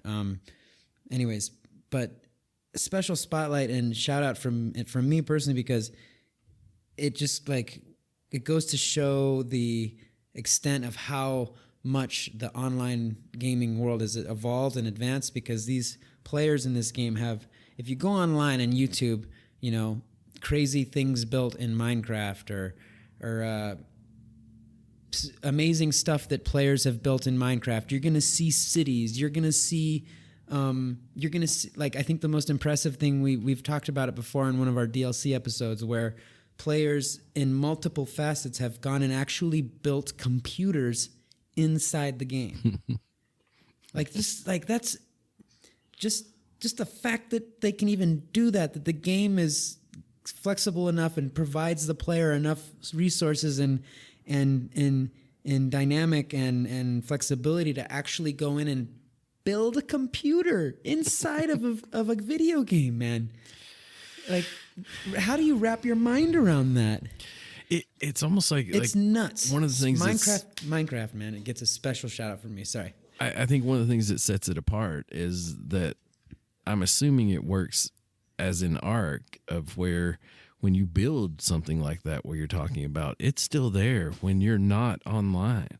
Once you've become a part of that server seed that, that folks are logging into with you there, I think I remember when you first described Arc to me, that was one of the things that stood out to me. You were like, I have like some stuff there, and it's on there now. Like, it's vulnerable. And one's like, oh well, yeah, it's just like any game, right, Ovox? I save the game, turn it off, and then I'll turn it back on tomorrow, and I'll load the game, and there it'll be. And it's like, no, man, no.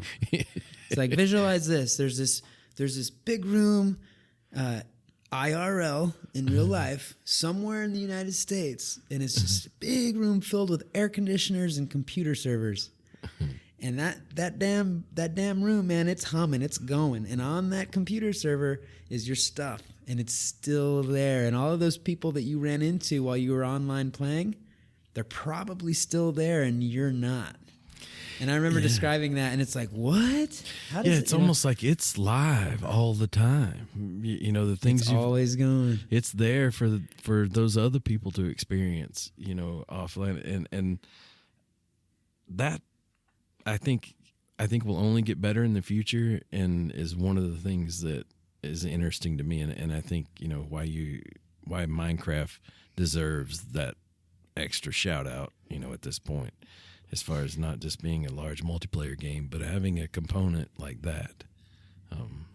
Well, and I just think it's a great example that shows what an online community of gamers are capable of. Mm-hmm. It's just so cool. It's so cool. Anyways. Yeah. There's definitely, I think you and I could go through a whole long list of the best, most popular. There's lots of ways to rate it, lots of statistics to look at, but like some of the best games to date, most popular, et cetera, blah, blah, blah. What's your favorite online? What is your ChukTomahawk's top 3 online multiplayers? And I'm not saying that, what are your favorite, the ones that you play online? I think if I had to just top 3. Quickly jerk 3 out of the air, it would be be Ark, Warzone, and FIFA, are just to include a little diversity and variety in my answer there. Don't jerk anything more out of the air, okay? Yeah, that sounded really weird. I'm gonna just jerk 3 out of the air. Keep the jerking. Keep the jerking under the camera.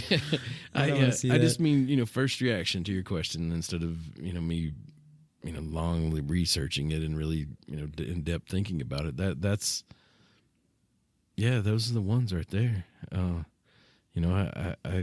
I get a little something different out of all those, and I love every minute of it. I love that, without the multiplayer, I think those games would have entered my life and left my life some time ago. Yeah, I see what you're saying there. Man, what are my favorite? Ark is obviously one of them, but I don't know if Warzone is. I play Warzone a lot, but I don't know if I'd go out to say it's one of my favorite online games. I really enjoy Ark. I really enjoy Rust. EVE Online definitely goes up in there. I have a lot of fun with No Man's Sky. That's a fun one. But I'm just going to go out and say probably just Ark for now. Ark's my favorite. Yeah, it's one of my all-time favorites. Yeah, that's fair.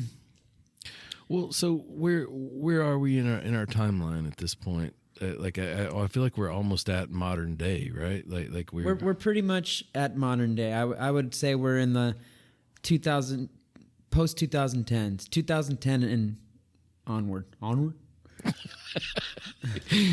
It kind of surprised me when I was looking at this that PUBG was 2017. I would have guessed more like 2019 or something.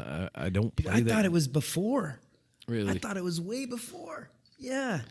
I would say I started playing Fortnite right about that time. Around 2017, I was pretty into Fortnite for sure. I didn't know it existed until like someone said, "Hey, it's more like a more realistic, less cartoony Fortnite," and I probably looked it up at that time. Did they like? Was it more cartoony before? Fortnite to me, I would call a cartoony game, and I would call it is. PUBG It totally more of a is. sim, like a little more sim. Like, yep. Yeah, totally. I'm not gonna lie, I haven't played either. I've definitely played Apex Legends, which came out in 2019, I believe. Call of Duty Warzone came out in 2020, I believe. Love both of those games, particularly Warzone. I'm a huge fan. But again, I wouldn't go out and say that it's like one of my all-time favorite online games. But definitely enjoy Warzone. I think we gotta mention GTA Online. That game, dude, GTA Online is a record breaker. I think I don't know the percentages, but the amount of money that the developers and that whole like Rockstar, the amount of money they make on the online variant of Grand Theft Auto 5 is it's stupid. It's ridiculous. In fact, they're so successful that I believe they're like revamping it for the next generation console, and they're gonna just, I don't know if they're gonna sell it over again or if they're just gonna make the new PS5 version accessible. And then the Xbox, I think is the new Xbox, it's Series X, I believe it's called. I don't remember what the latest iteration is, but the latest generation of Xbox, I believe as well, is they're going to get their new. So, dude, it's so successful that they're like, you know what? Even though this game came out like, when did it come out? Like 10 years ago? No, that's not 10 years ago. Like 5?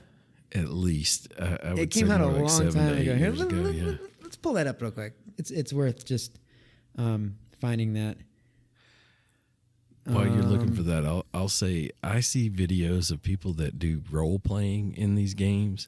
Like there'll be people that just designate themselves as a police officer, and they go around like in complete character, dude. Like they're pulling people over, and like calling into dispatch and like it's the most elaborate role playing. Like I see people role playing as gangbangers, like where it's almost like just like a real life. You would imagine if you just walked into like a some type of gang situation, neighborhood. Like it's kind of mind blowing. But it says Grand Theft Auto Online is an online multiplayer action adventure game developed by Rockstar North and published by Rockstar Games. It was released on October 1st, 2013 on the PlayStation 3. I was right, 10 years, dude. It's a decade of that. Wow, dude. So they've been I was going to say something completely inappropriate. No, they've been in making some money off of that game for quite some time, and to the extent that unless it was just a rumor, they're gonna remake it, man. They're gonna like revamp it for PlayStation 5 in the next generations. I see why most of my experience with it has been more offline, but like it certainly lends itself to that, and I'd love to give it a try, like playing online, like more in a role playing type sense. I think that'd be fun. Well, we'll have to re-download it. Yeah. So, all right, we gotta push through this outline, man, because this is becoming a long one. Yeah, it is. It is. I think you got to skim over, or at least mention at that point, like all of a sudden in this time period, we've all suddenly have a smartphone in our hand, and we're all playing some sort of mobile online game. I think that definitely shows up on the radar at this point. Oh yeah, mobile gaming. Yeah. And I think that's a good way to kind of round out the timeline of the history of things here, and maybe we can kind of touch on some more of our experiences with actual games and that kind of thing. Pleasure. Man, I'm trying. I mean, my first online gaming experiences began with Age of Empires, and I just remember them being trials and tribulations. Nevertheless, it kind of like set the stage because I did get some fun rounds in, and it was kind of like the first little seedlet in my brain. Did you like, wow, this is fun. Were cheats possible? Like, could you use cheats? Hell yeah, dude. Did you get the Mustang Cobra out? I never enjoyed those cheats as much as just stacking, just like filling my coffers with wood, and I think oil was another. I don't remember what the original resources were back then, but I think it was just like gold, wood, and there were some other resources. So I just make sure I always had plenty of resources to build out and to study. You'd have to study. Oh, you'd have to learn stuff. Get your library and your Exactly. The university, the library, exactly. The church, Yeah. Exactly. I only ever that played was one of my Age of first Empires ones. 4, but I can imagine how that. I've definitely played it online against other people. It kind of seemed like they knew more than I did. I have to admit, but yeah, it's fun. When was the first time that you had like a proper online gaming experience as we know them today? Like, where you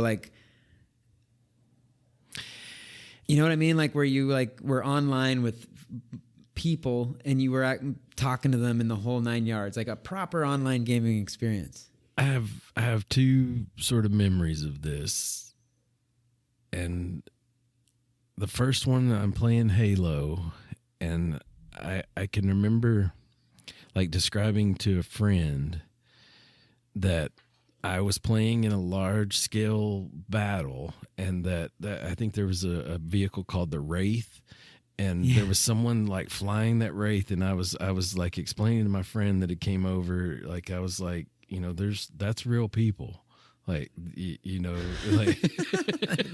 he's like, what do you mean that's real people? Yeah. That's a TV. Like, I was just like, that's a real person in that Wraith right there, and I think they could even pick me up and like, because we were on the same side, and that's it's sort of an incomplete memory at that point. Like I kind of I can remember that, that moment. Yeah. And I remember another moment where I'm playing Star Wars Battlefront, and it's almost like I loved Halo and I loved that story, but like combined that love with my love for Star Wars, and suddenly like you've got Star Wars Battlefront, and like I had an incredible knowledge of the movies, and I can remember like having the super cheap ass headset that I had literally had to tape like to my head at one point, like because like the whole shit and caboodle on top had broke, and all I had was the mic, and like I literally like had one earpiece and a mic, and I had like taped it to my head, and it was like having so much fun playing that. Like I remember being in the AT-AT. Like the smaller AT-ATs, like not the big one, but like the walk. I think they're called Scout Walkers.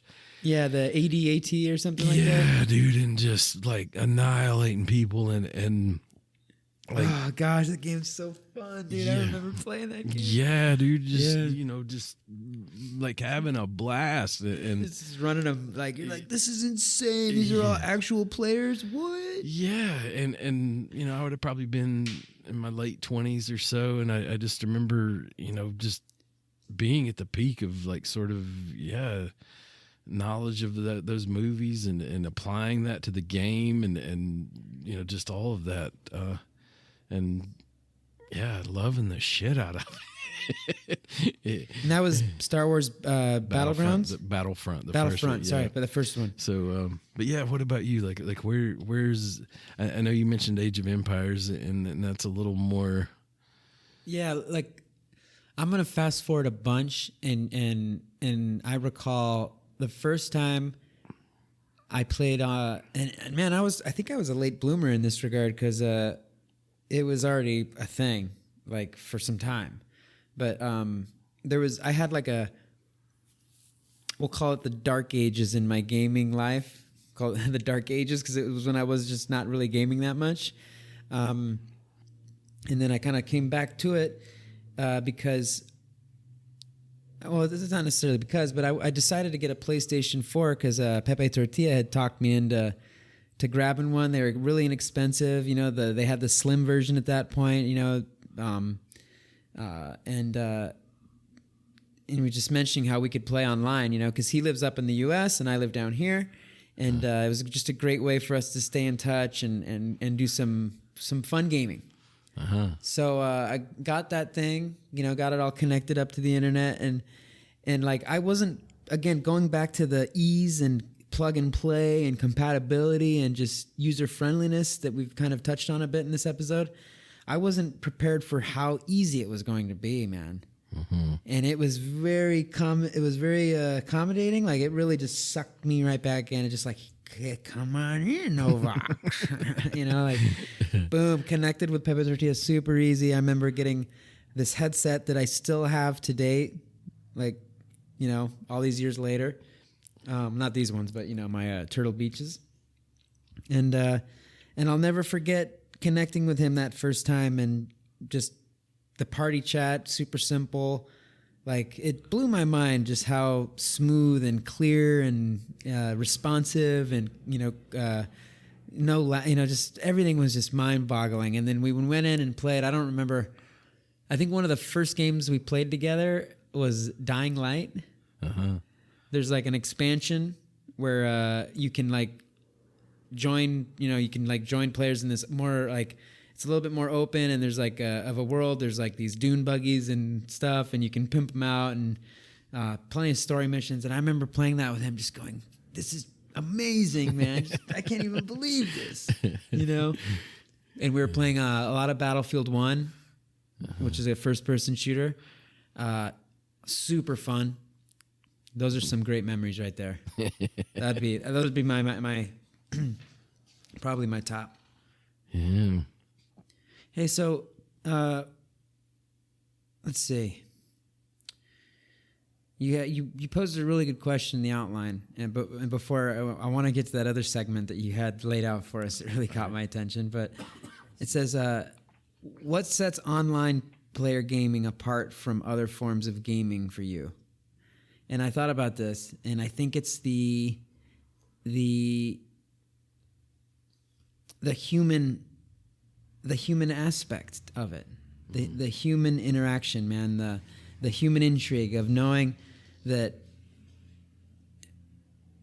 you have a character on the other end that is no longer a predictable and learnable NPC, but living, breathing, unpredictable, perhaps illogical, or who knows, we can go through all the words, but there's something that emotional. There's something that's going on.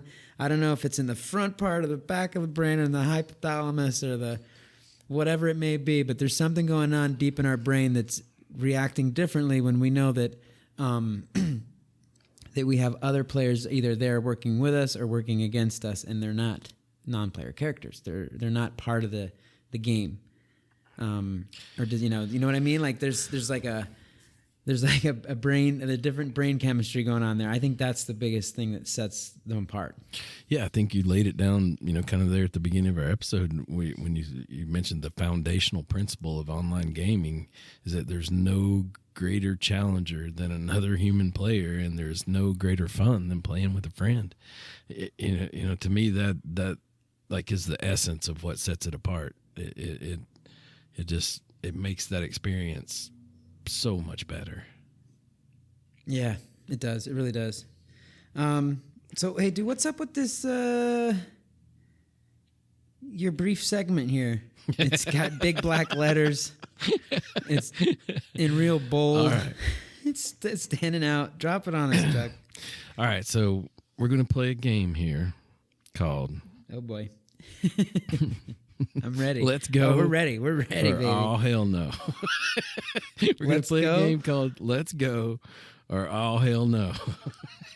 Where oh, hell no. I'm going to present you with a gamer tag. And based on that gamer tag, would you team up with this player in an online multiplayer-based situation?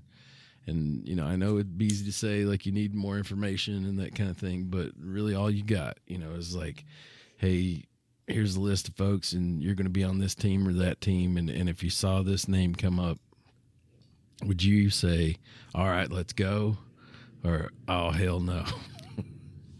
Do you mean when you say online-based situation, do you mean like like a survival game like Ark where we need to be a tribe together and build a base? Is that kind of what you're getting at? Yeah, like you're going to have to cooperate with this person. Mm-hmm. All right. Just based off the name? Just based off the name. All right. So just, to make sure we understand the rules, I'm going to just shoot one out there that's kind of like a, pretty clear one. All right. All right. So remember your choices are let's go or oh, hell no. Okay. So I think I can handle this. The gamer tag is, and would you team up with the pixelated pervert? No. Hell no. I'm sure they're a great person, but hell no.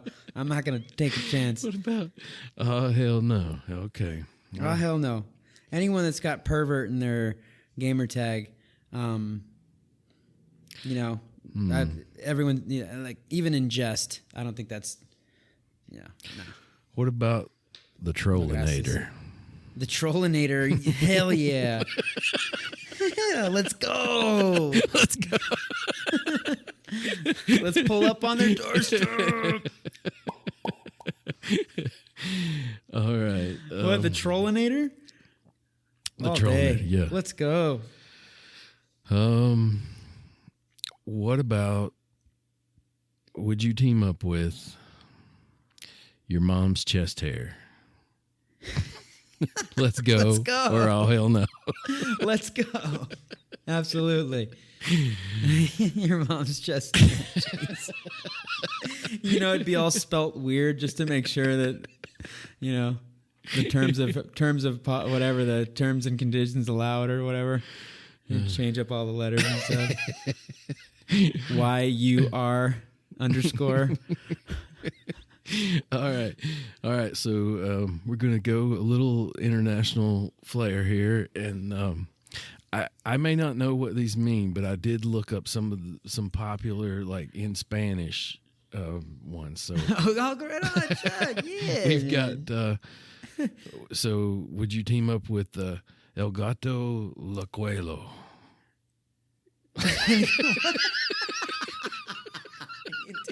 Your eyes when you looked at me. El gato qué? Locuelo. How's it spelled? Locuelo. I don't know what that means. Locuelo. I don't know either. Hold on, I gotta look for that. What does it say?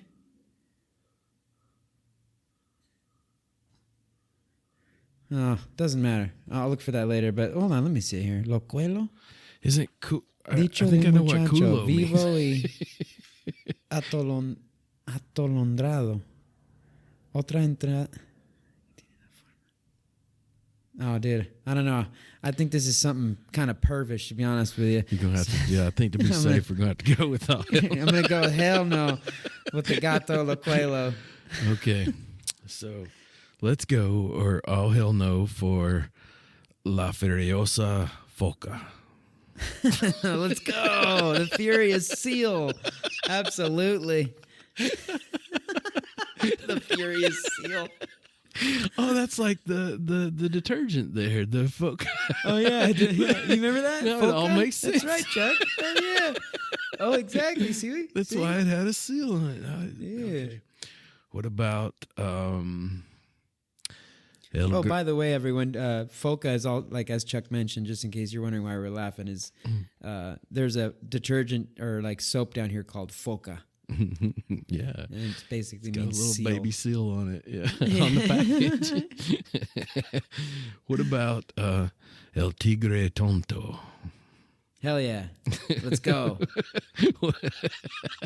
What? So The dumb tiger. Tonto is tiger. Tonto is dumb. Tigre is tiger. Chuck, come on, you can read that. You can see that. Tigre, tiger. Tonto is tiger? Sorry. I had to. You made it too easy. Wait. La Zora Zara Pastoroso. Oh, I love your Spanish, man. Hell yeah. I like it. One more time, though. One more time. I want to hear that one more. La Zara Pastorosa. I can't say all that at once. Jesus Let's go. Christ. I like it. I like that one too. How do you spell the second part? Z. No, the second word. It's also ZARAPASTROSA. Oh, I'm not sure. But it's a gamer tag. They may be switching it around a little bit. How about El Oso Salvaje? Salvaje. El ojo salvaje. Is that the crazy the savage bear? Yeah. Let's go. I like that one. Yeah. All right. I've got some more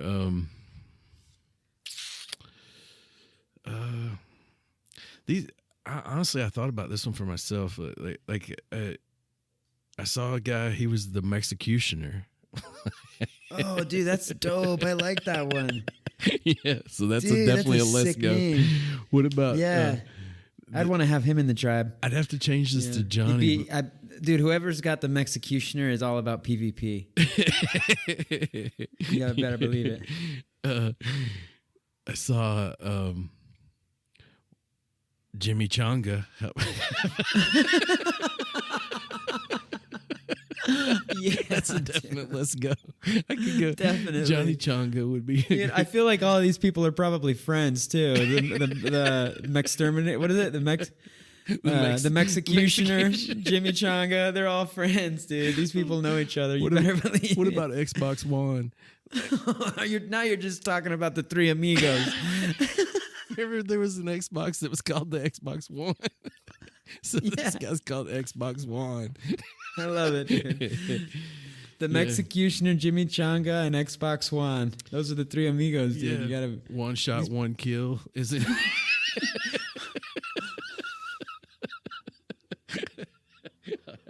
All right, I'm getting out of hand here. I'm just making shit up now. Just making shit up.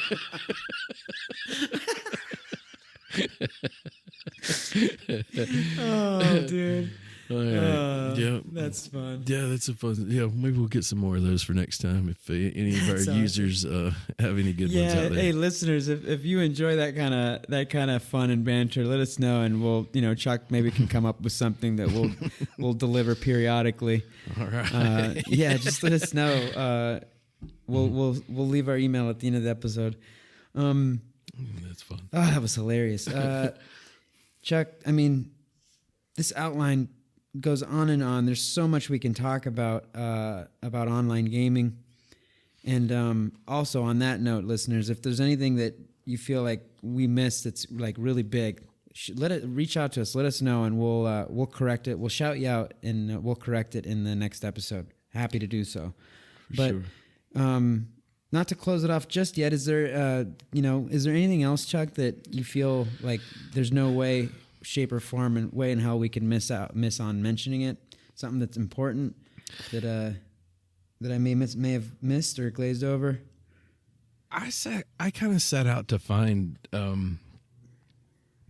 sort of just some of the most obscure servers that or games that were from years ago that still had, are there still people playing the multiplayer from Call of Duty 2? And I found tons of surprises in that. Like, I don't know specifically for Call of Duty 2, but, games like that Age of Empires 2, even EverQuest is still going. That Star Wars Battlefront game that I mentioned earlier is still being played. Like, it amazed me, like, how many games that, were, say, released years ago are still being played online.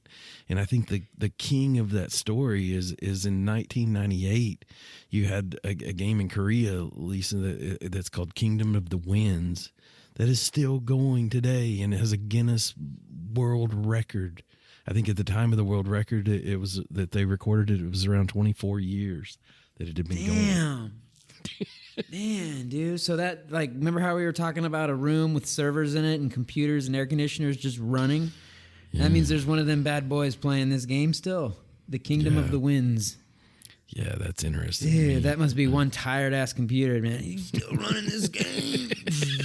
Just running, dude. There's like 10 people left on this fucking server. He's like, God damn, turn my shit off. Turn me off. Why did you have to build all these fires? Like, it's taking forever.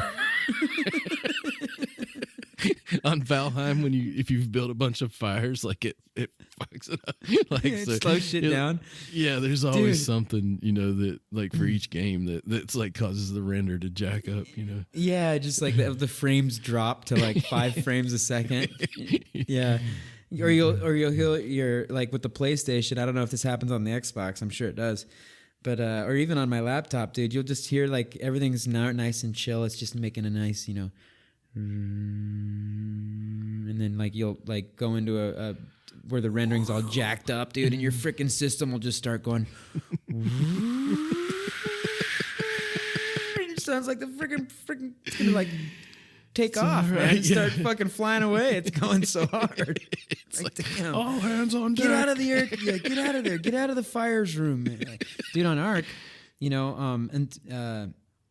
before they released the incubator that you can craft, you had to basically just set up a bunch of air conditioners or fires.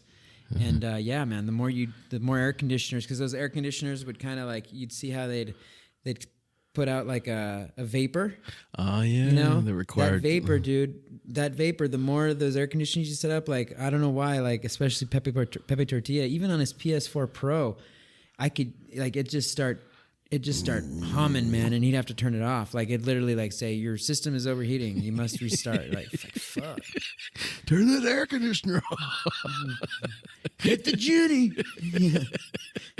What are you hatching? Yeah, like, damn. Yeah. No, that's interesting. I think there's a ton of cool stories in there. I tried to. I think I was inspired by this story by something called Vine Sauce. He was doing this thing where he was going back to this old server and was kind of just walking along talking about how, this stuff meant a lot to people at one time and that kind of thing. And all of a sudden this... Do you know what game it was? I think it's called Active Worlds. Okay.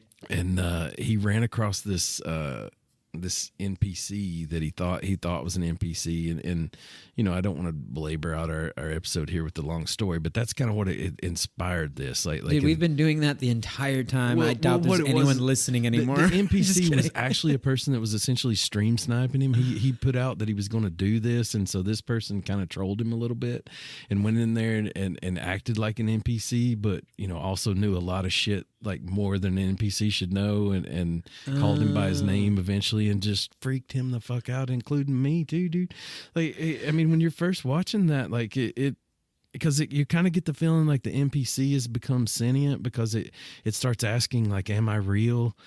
And like, yeah, dude, that would trip me out too. It got that? super weird, dude. It kind of made me think of like, I was kind of mentioning to you, I think before the episode about like, old builds that we've had in Ark and like what it would be like to go back and visit those. And it ultimately just led me to think about like in the future, will games literally, that will the information be up forever and will that be like maybe a selling point for a new game? Are my kids going to be seeing these things like someday? Here's that, Parthenon that John built, like in the version of the Parthenon in Ark or whatever. Yeah. Like, well, I think it depends. Every game's different. Every developer's different in how they operate their servers. Like on Ark, everything disintegrates. It just despawns after a certain amount of time. If anything, we could say like if we happen to have played a lot on, let's just call it server 101, we would at least be able to say, well, how long has server 101 been up and existed? And we can always remember, oh man, we used to play on server 101. Remember back in the day? Even though there's nothing there particularly still of ours on that game. I don't know how the other games work. I think it's more of just these servers continue to be up. But when it comes to games where you can build stuff and craft and kind of in some regard, shape, or form leave your mark, it depends on the game and how that works. Like if that stuff goes away or not, or if it's there forever, it's hard to say. A lot of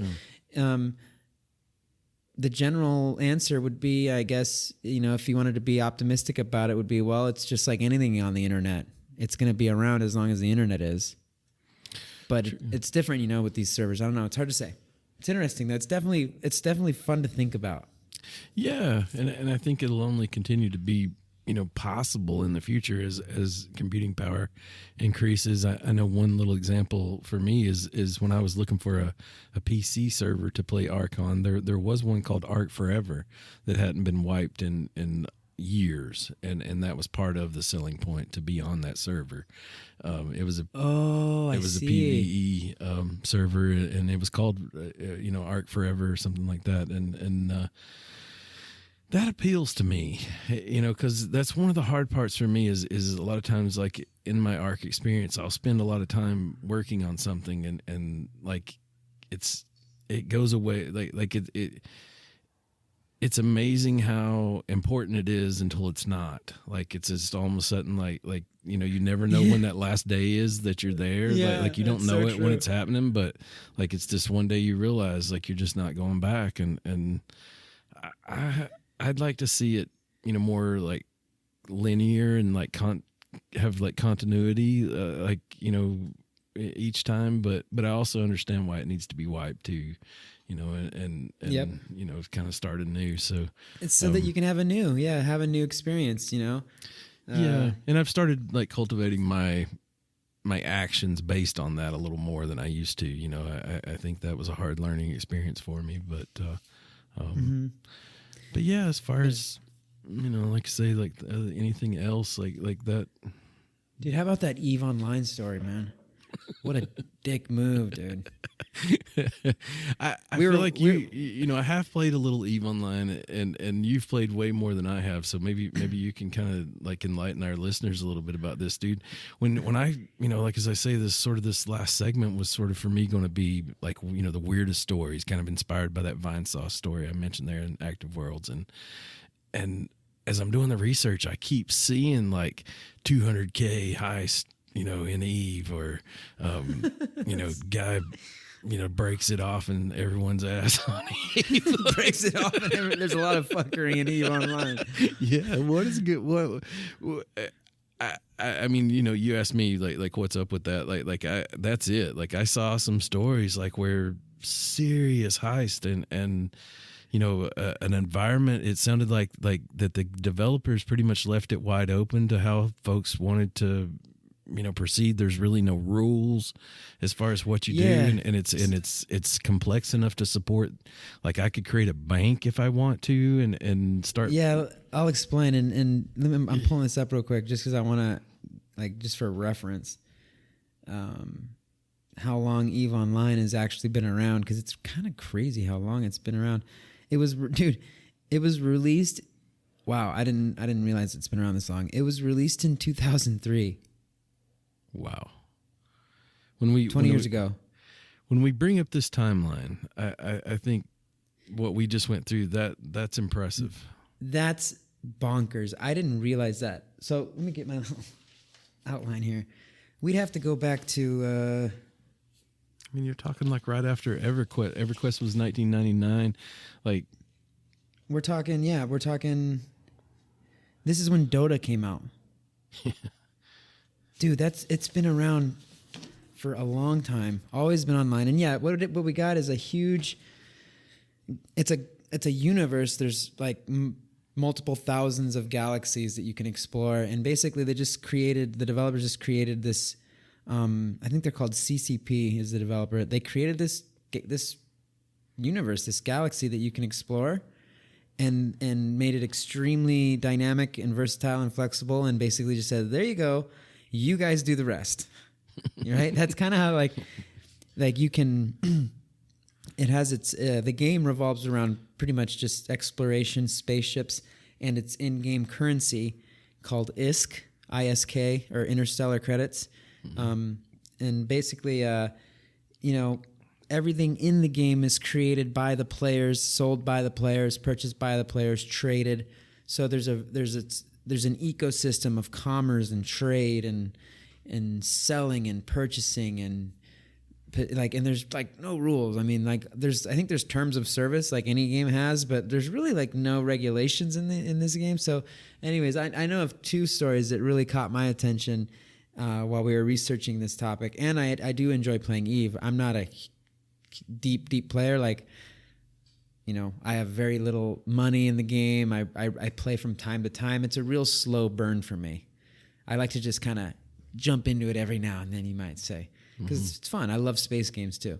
But anyways, I found a video online called like biggest dick moves on online gaming or something like that. And one of the stories was that this user, I don't remember his name, but he basically because there's not like rules in the game, he created a bank. In the game, you can create corporations, just like you can create teams in other games, or you can create a tribe, an arc, or so on and so forth. In EVE, you can create corporations. And he goes and creates like the EVE Intergalactic Bank. What would that be? EIB. Perfect, right? That's amazing. And my understanding is this guy just starts off slow, lending, getting credits, making loans for people that need tools for mining or that want to start off on their adventure, and so on and so forth. And it eventually becomes a real deal. Like he has employees and he has players under him and stuff like that. Like he's like created a full-fledged bank, man. It's a legit bank in the game, right? And there's a lot of people that put real-world money into the game, right? Like to get ISK and stuff. Some way, I don't think it's technically allowed, but when has that ever mattered for some of these people, right? Like some people put a lot of real-world money into EVE Online to move forward in the game, whether it's by obtaining more ISK or stuff, so on and so forth. So he's got this bank, and I think eventually he just decided to freaking just empty the accounts into his personal account, his personal character's account in the game, and it was just like, fuck you guys. To the entire community. And he walked away with 720 billion ISK, which has a real world value in dollars. Dude. Somewhere in the, I'd say dozens of thousands of dollars, up to maybe like $100,000. There was another scandal. That money had to fraud? That had to represent thousands of hours of gameplay. Oh, of people's lives, man. And that was one of the I think that user went out and brought out a video later on YouTube where he was just basically like, look, you dummies needed to be stolen from anyways just for putting so much into a second not real life job. Like, you deserved it. It's basically what he said. And no one can do anything about it. Was he the one that, like, I saw that one where, like, a guy, he basically put a bounty on himself? Like, he built this super huge ship and put a bounty on himself and just for the fuck of it. It was the ship for me. When I saw this, it was like he built the baddest ship ever. It kind of looked like the Millennium Falcon, but on steroids. Yeah, but fucking jacked. Yeah. It's as if like it had been on. Han Solo ain't gonna like, die in this movie, bitch. Yeah. You know what I'm saying? He's been on that Liver King stack, son. Well, dude, did you hear about what happened to Liver King? I did. Oh no, we don't need to go down that rabbit hole. But yeah, I see what you're saying, man. Yeah, dude. Yeah, he's been having. Oh, God, yeah, it was a jacked ship. Another thing happened too. I don't know the details as well on this one, but it was a very similar story. There's like just another corporation. I think they're called like. Oh man, I'm completely skipping on the name, but basically it was like a big entity within the game where they dealt with diplomacy in sorts or something. Yeah, and one of the guys, I think. Yeah, I think what happened is that he just basically took full control of the corporation, booted everyone out of it because he had the ability to do so, and in doing that, effectively took over control of all of the assets and patrimony of that diplomatic corporation, which was, in that case, the ISK was a bonkers amount. I think it was in the trillions. It was in the trillions, and it equaled like hundreds of thousands of real life money. And that guy screwed everyone so bad that I think like 4,000 players later went and united to get back at him. You know? So that's pretty much the details I know there. But it's just, isn't like, if we look at that, the scale of that, just on the in-game factor, and then the actual like scale of impact it could have on real world people in the real life. Like when, for example, this guy just took all of the money out of that in-game bank. Just to look at that, just to kind of step back and look at that.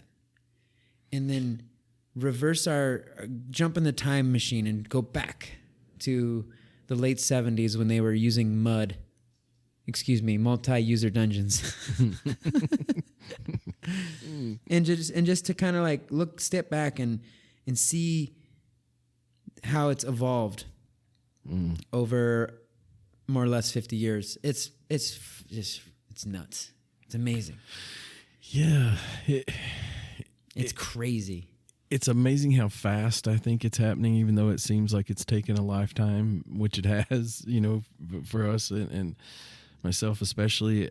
But I also see, like, let's use Bitcoin, for example, where there's tons of freedom involved in like this being unregulated and sort of being a new thing. But there's also, that's one of the problems, is that it's unregulated. As much as like I think we, you know, feel like bound by these things at times, like, you know, as I see, you know, talk of the metaverse and all these things like you know, being more opportunities like this for human beings to come together. I think I even saw something once that like there might even be a concept like where people could network their own country. Like, you know, I just decide like, you know, I don't want to be an American anymore. I'm going to be a utopian and, you know, we're all part of this thing and we all, you know, subscribe to this and, you know, basically sovereignize our, or I'm not sure if that's a word, but make our own sovereign country, you know, and like on a network. Yeah.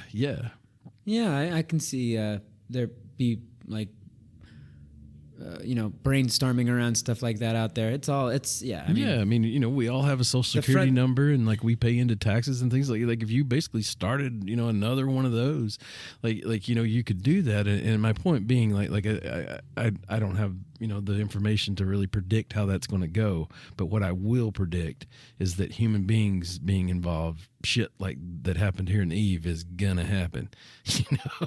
And like, you know, I think it's fair to say that we have not reached the final frontier of gaming just like we have not reached the final frontier of underwater exploration and space exploration. Roger that. You know what I mean? I mean, I know right. that's kind of like that's a grandiose, like bold comparison, but I know we have not explored every frontier of internet in connectivity and in gaming as a parallel to that stuff. You know, I mean, oh man, we have not. There's much more to come. I think just much more to come. Looking at this evolution, you know, more than say the computer engineer at the Department of Defense in the 70s could have visioned in his, you know, multi-user dungeon, we can see like this is going to be a big deal, and it's only going to get, you know, better and more inclusive and yeah. And those are like the few parents back in the day that were like, yeah, go ahead, son, go ahead, daughter, play video games. Yeah, play them. Because every other parent back in the day was like, joy us outside. That's right. Get some sunlight. House cat. Yeah. Yeah. No, Those are like, you know what I mean? Yeah. I know. No, I've got friends that, you know, my age that have teenage children at this point, and they'll complain about, you know, their kids, you know, spending all their time in the room, and I'm like, you know, how do we know that the future that kid ends up spending most of his life in after we're gone is online or you know, like he's gaining skills right now that are gonna, you know, be useful in that realm. No, I think there's a lot of importance in getting out, but I see what you're saying though. Yeah, obviously, yeah. You're not gonna get what is it? Vitamin D. You're not gonna get the D from the TV. Well, and it depends on what channel you're on, but you know what I'm saying. D on the TV. no, a good balance. Depends on the channel and the hour. Good, yeah. Don't want to be watching Cinemax after 11 p.m. You know what I'm saying? Just kidding. At least not down in Latin America. I don't know what Cinemax is. Yeah, straight to the sky. Boom. What is that? Well, what is there anything else, Chuck? I think we've covered everything.